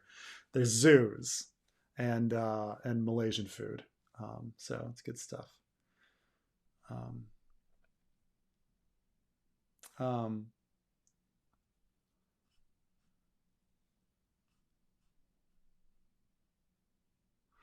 Most of my infantry buddies don't have large gun collections. It's the pogs that didn't go infantry or SF that own 200 guns. Yeah, I think it's a lot of the more royal than the king kind of aspect. There's a little insecurity about it. Like they joined the military and they didn't actually get the combat they kind of like secretly wanted, and they were doing logistics the entire time, and they had to go home and all of a sudden be like, well, I was in the military, and that kind of stuff. um yeah, so it's Temple of Doom is the reason I live with anxiety today. Oh god, the heart scene, first PG-13 movie, is Academy Award winner Short Round. So for those that don't know, Short Round, so he's Chinese Vietnamese refugee, came to America, um, and so he grew up speaking Canto, but there's some scenes where he actually speaks Shanghainese in it.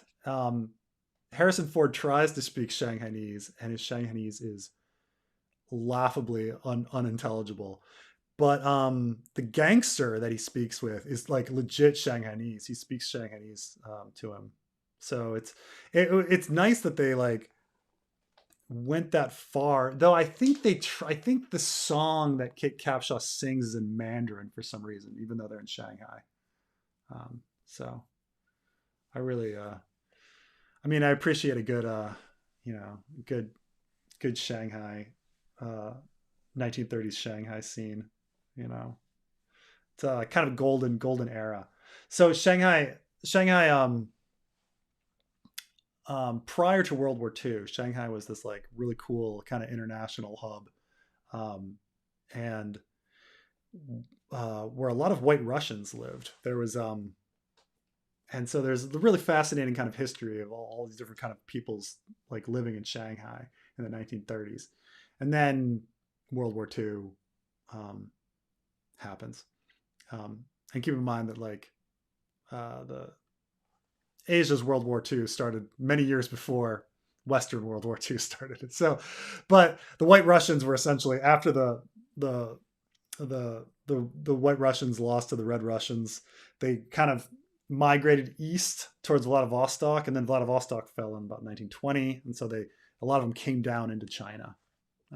So there's some really interesting history. But then after World War II, the Japanese like rounded all the foreigners up, and then they all kind of left and ended up not in China anymore. So,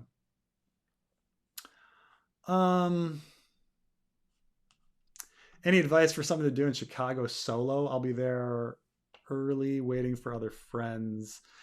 You know, the Shed Museum is okay. The you can go downtown and look at the Bean, things like that. Walk the Magnificent Mile. You can read up on some architecture, but it's not exactly the best city to do something solo in. Because the things that people really like to do, like go out to dinner, because Chicago has a lot of great restaurants, and you know, it's fun to go out, going to like a baseball game, things like that. None of those things are fun alone. So it's hard. It's not a city. It's not a city to be alone. So, but it's yeah. I mean, you know, just check out the museums. Museums, maybe look up some architecture and like check out the Magnificent Mile and stuff like that. But you know, but not too much. Unfortunate. Um,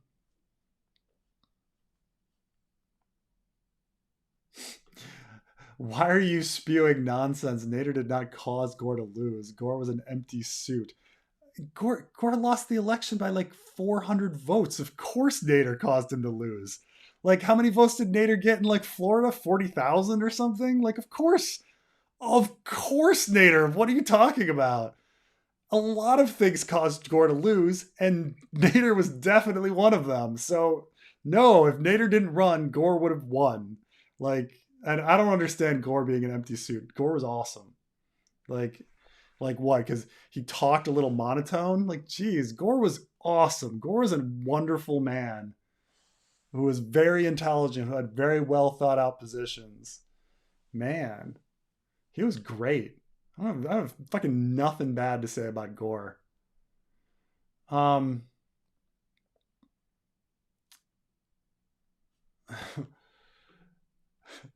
Preston, what's this here? What's this I hear about trans women playing ping pong?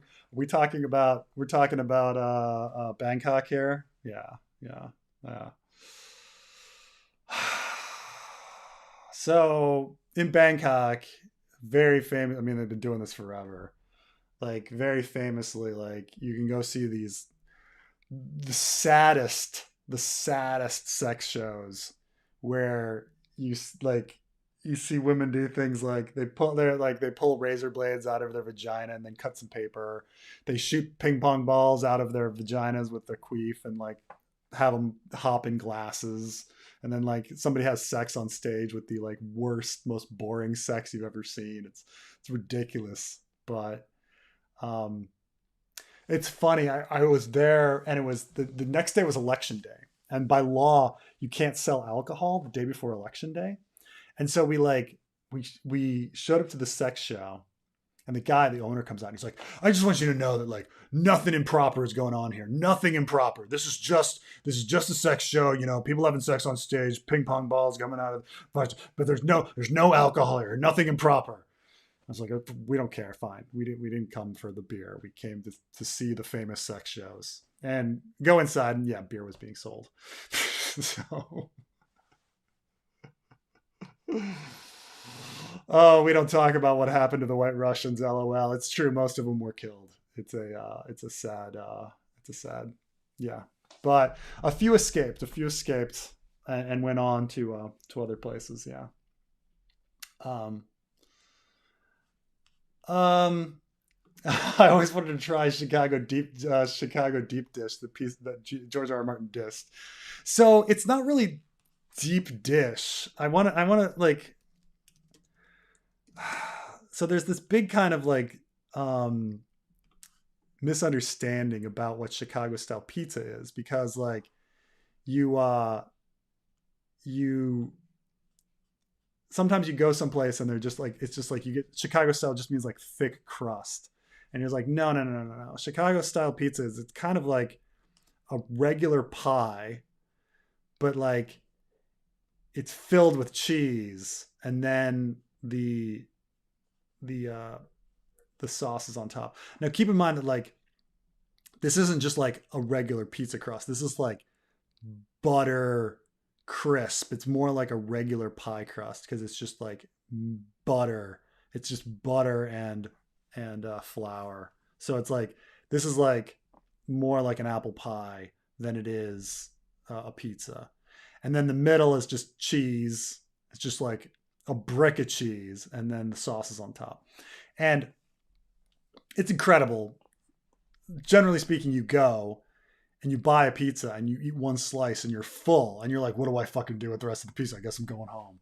But like you'll not be able to eat more than one or two slices. It's, even though like you get a full pizza. But I recommend Giordano's. Giordano's is my favorite. I mean, obviously people go to Uno's and Duo's, but I don't think it's as good. But I like Giordano's. If you can get some Giordano's pizza, I recommend that as a, you can only really find it in Chicago. I mean, I think you get a Rocky Rococo's. They might have it in like Milwaukee or something, but like, you know, yeah, you can't really get Chicago style pizza outside of Chicago. So when George, I mean, George went to Northwestern, he would know Chicago style pizza, and he didn't like it, which is ridiculous because it's incredible. How can this not be incredible? Like, it's like, honestly, like like, how could you not like this? This is just, it's wonderful, wonderful, wonderful. Um the aquarium is good. Getting mugged is also an option. Yes, yes, it's true.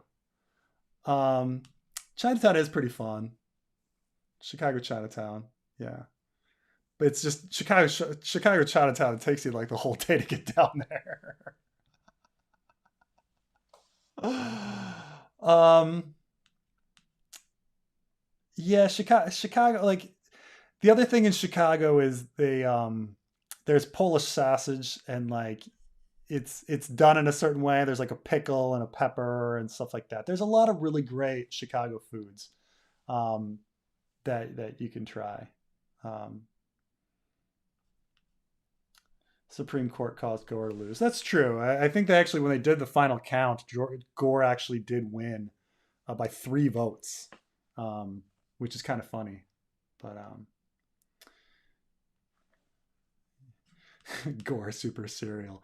What's hilarious is that like um, they they had to apologize. Like, they eventually apologized to Gore.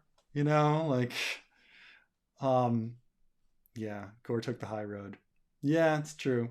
He even took the high road against the South Park people. He was just like, oh, it's really funny.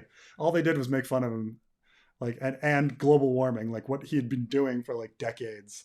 Claim, and then South Park was sitting there saying global warming was not real, and then finally the guys came around and were like, okay, global warming is real. Okay. YouTube supports Gore by using the algorithm. He did actually invent the internet. He put a lot of he did actually do a lot of bills that helped fund the internet. Like it is true. Um, and he did come up with the term information superhighway. But he I mean, that's the thing is once you like read what he was doing, it wasn't really it wasn't so bad, yeah. I mean, the thing it was all about like this is what I talk about like Republicans like finding things to trash people over, right? Like whether it's like John Kerry and Swift boating, or like Hunter Biden's laptop, or like Hillary's emails. Like their thing against Gore was he claims he invented the internet. They were also claiming he was going to take away everybody's guns, you know. That's the thing is he never used the word invent. That's the thing. It doesn't matter. It doesn't matter. Like truth doesn't matter with the Republicans. They can just invent whatever, and it's just that's the way it is. Soup pizza. It's more like pie pizza. It's more like pie pizza. Like the cheese isn't that liquidy. Like they did that for the picture, but it's like, obviously it's like, it's mozzarella, but it's it's good stuff. So far from actual pizza.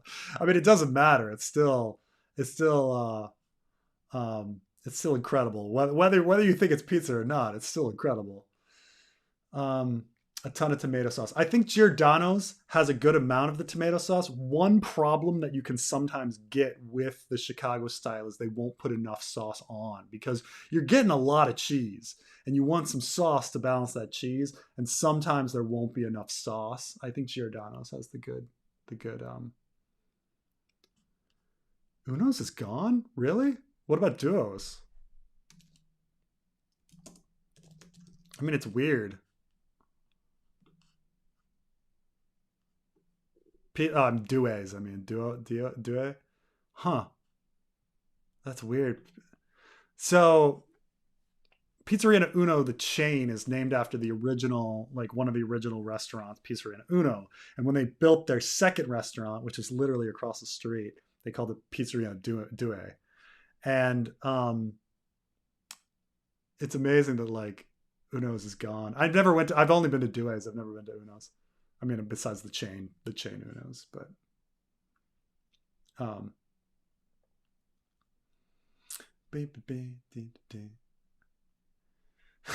anyone had Detroit style pizza? I don't know. I've never heard of Detroit style pizza. I've been to Detroit. Um, that's a sad town. Sorry, Detroit people, but there's just like the best thing you got going for you is the casino, right? Um, yeah, pretty cool that nine unelected judges got to choose the president. I know.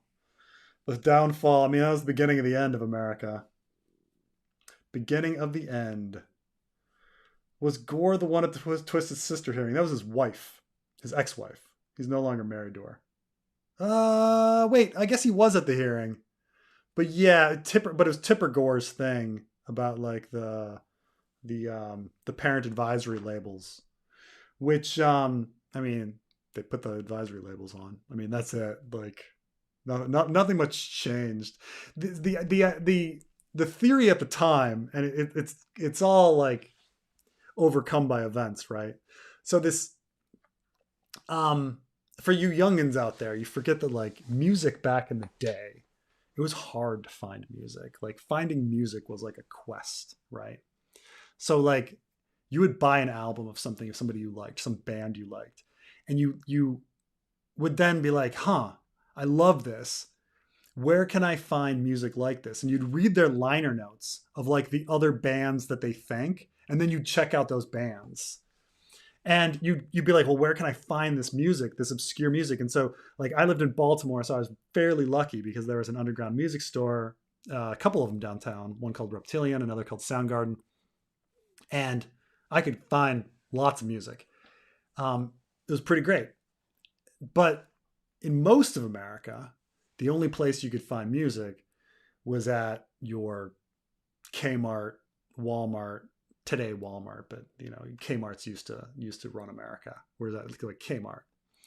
And so the idea is that like Kmart or an individual Kmart, to please their largely Christian um, uh, clientele, would choose not to carry something that had the parent advisory label. And so people were against this parent advisory label because they're saying, oh no, now our music can't make it out to like these people that can only shop at Kmart. It like wouldn't affect urban people, but and so that was the idea, that there would be this label that would be like a scarlet letter. Um, and then the internet happened, and you can just get music like anywhere. When eBay was huge, I like was selling my DVD, or was selling my CDs, and it was amazing how like every person that was buying my old CDs, and keep in mind this is like fairly obscure punk music from the 90s, almost every person was from middle of nowhere America. Like I was shipping my stuff to Alabama, Nebraska, because they just, they couldn't get it there. They couldn't get what I had. Um, I never sent it to anywhere, any big city. It was always like middle of nowhere. These people were buying the old stuff. So, but yeah, so that was the idea. But now it's like no one cares anymore. It was like this huge deal. Like, there were even ads on MTV, or different celebrities were like, stop censorship, and Aerosmith was like, fuck you, Tipper Gore. Like, it was like this big thing. It became nothing. Became nothing, you know. Um,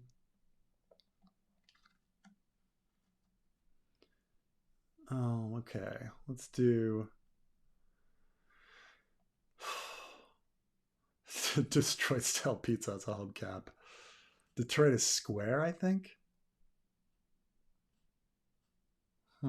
Sulfur pizza, sourdough pizza. Um,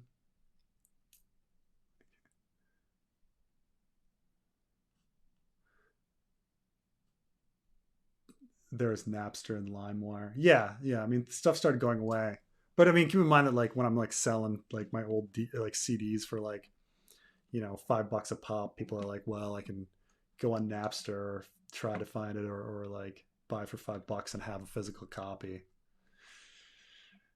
Camelot music. There was also like people would also get music from, fuck, what was the thing where it was like 1 cent and you get like 10 DVDs for, or I keep saying DVDs, 10 CDs for free. And then you'd like, or you get your 10 CDs and then you'd like not pay the bill. Like, and then they could do nothing. Everybody did that one. I forgot what it was, but it was just, um, Preston definitely rocks Primus. I didn't really like Primus too much. It was, I mean, it's not like I don't appreciate like the guy's bass ability, but like, um, it was, it was not, that was not my thing. It was my stuff was mainly like, you know, epitaph record kind of like, punk stuff, nothing. Um,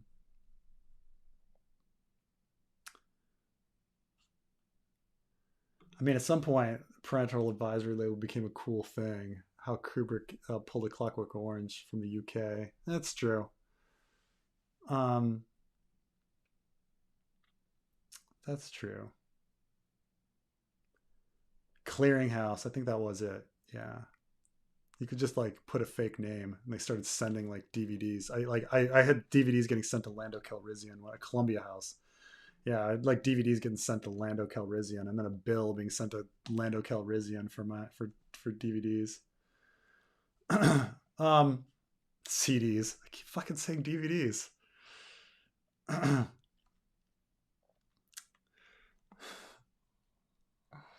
Saw Promise Live, excellent musicians. Yeah, I mean, no one would ever.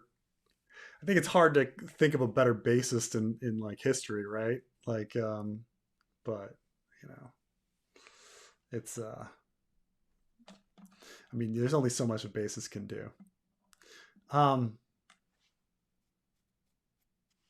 BMG. Maybe that was it. Maybe it was BMG. It was one of the. I think maybe both of them were doing it. Epitaph Records. Haven't heard that in a long time. Oh yeah. Oh yeah. Um. Yeah. Epitaph and Fallout. You know, all those old records, like where people talk about like Sub Pop and stuff. But um, how's pizza in Taiwan? Japan's crime against humanity. They put mayonnaise and corn on it. Yeah, they do that here too. They they put peas and corn, mayonnaise, like streaks, you know. They also put a lot of on their sushi they put cheese. Like you don't see as much you don't see avocados like we do in America. So like you get like the cheese and stuff like that. Um um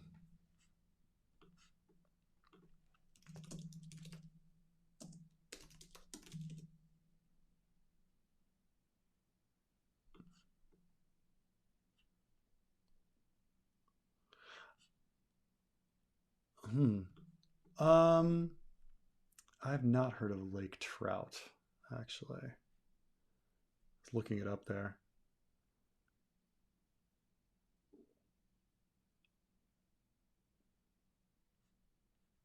Uh, corn on pizza is great. You know, each their own. Um, um, Preston, what's your opinion on working in academia's V's in industry?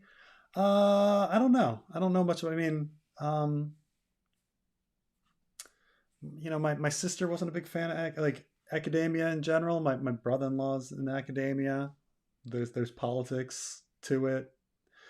They get frustrated, but you know, I think it's like, but at the same time, they have no other comparison. So it's like kind of all jobs have their bureaucracies and problems. So I don't know. Um,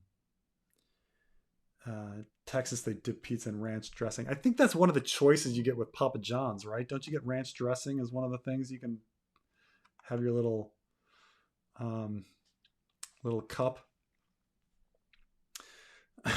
No doubt in Real Big Fish. Did Real Big Fish have anything other than the one song?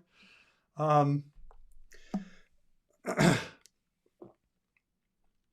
Mighty Mighty Boss Tones. I would never liked Mighty Mighty Boss Tones very much. I understand that they like influence Rancid in a sense, in how like the gruff voice kind of stuff. And I was always weirded like they've got the one guy who just dances and doesn't do anything. But then I got a Veil, one of my favorite bands ever, has a guy who just dances. And he does backup vocals too, and just sits there and dances during the songs, and that's fucking awesome. Veil is one of the greatest bands of all times, but if you um, man, I mean, no one will ever know about a Veil, but like, fucking, if you can check out, um, if you guys put in a Veil 4 a.m. Friday, and it's just like, if you want to remember how to rock and have a good time, a Veil 4 a.m. Friday is a great thing to check out. So you know. Discount is my favorite 90s pop punk band. There were some good ones back then. It's a golden age. I still listen to Offspring every day. Do you check out Pat Fitterty has a whole video on how to do Offspring songs. And he's like, you got to do this like little half step at the end where you go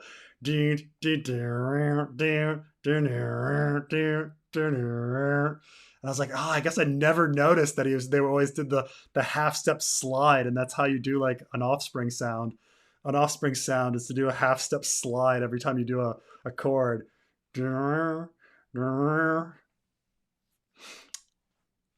Um, you know who I saw? I'm trying to think of all the ska bands I saw like in concert. I saw who have I seen? I've seen Mustard Plug. I saw Dancehall Crashers. I saw Scotalites. I've seen Skamikaze. uh, Didn't the lead singer Offspring die a while back? I don't think so. I think he's still alive. I think. Do you like Bill Maher? Not really. I mean, he's just a little too. He sells out too much. I understand that he has to have people on his show, but he brings on like, and he's done this for years. I'm not talking like recent, like it's not like most political views of his I align with, though. He's way too pro-Israel for me. But like, and he like focuses way too much on like woke culture or stuff in an attempt to try to be in the middle. But like, he gives people softball interviews too a lot. Like he recently gave a softball interview to Elon Musk, which was like ridiculous because Elon Musk was being such an idiot, like an absolute idiot, and he just gives him this softball interview. So like, um yeah, tell me how the left is wrong, and he just kind of like takes it. Um Rage Against the Machine. Rage Against the Machine. They have a talent for taking very simple and making it rock. Like the fact that you can just take two notes and go deenie ding deenie deenie deenie ding deenie deenie. Like that's really hard. To take such simplicity and make it so unique. And I'll give them that. There's a lot of great Rage stuff. Um, yeah, thanks for introducing me to Vale. They are amazing. They are amazing, and they're still out there. 50-year-old men, like still like struggling, like being punk. Like it's amazing, amazing. Um, Thoughts on Pennywise? I always thought Pennywise was like the we're not as good as Bad Religion. We sound like Bad Religion, but we're not as good as Bad Religion. And Bad Religion has an infinite amount of like music anyway. So why would I listen to Pennywise when there's just another Bad Religion album? I think that's my opinion of Pennywise. There's nothing like bad about Pennywise, but I'm always like, you always listen to it and you're like, oh yeah, this is like Bad Religion, but not as good, right? So like, I'll just like listen to a Bad Religion album, right? Right? Isn't that the thing? Like, I've never met a Pennywise fan who didn't love Bad Religion, but like, why would you need Pennywise? So much Bad Religion, but like, why would you need Pennywise? That's kind of my opinion. Like they're fine, but there's always like something where you're just like, oh, it's just not quite as like it's not quite as good. Like the lyrics aren't as good. It doesn't hit as hard. Like you're just like, oh, I was such a fan. Oh, I mean, the political punk bands, they had really great ways of opening my mind when I was young. Um, so yeah, but I was an enormous Bad Religion fan, enormous like No Effects fan, enormous. All right, so guys, it is for me 1:45 in the morning. I've gotta wake up tomorrow and take a kid to daycare and things like this. So, thank you for all staying with me this long. And I'll talk to you guys soon. Okay, bye.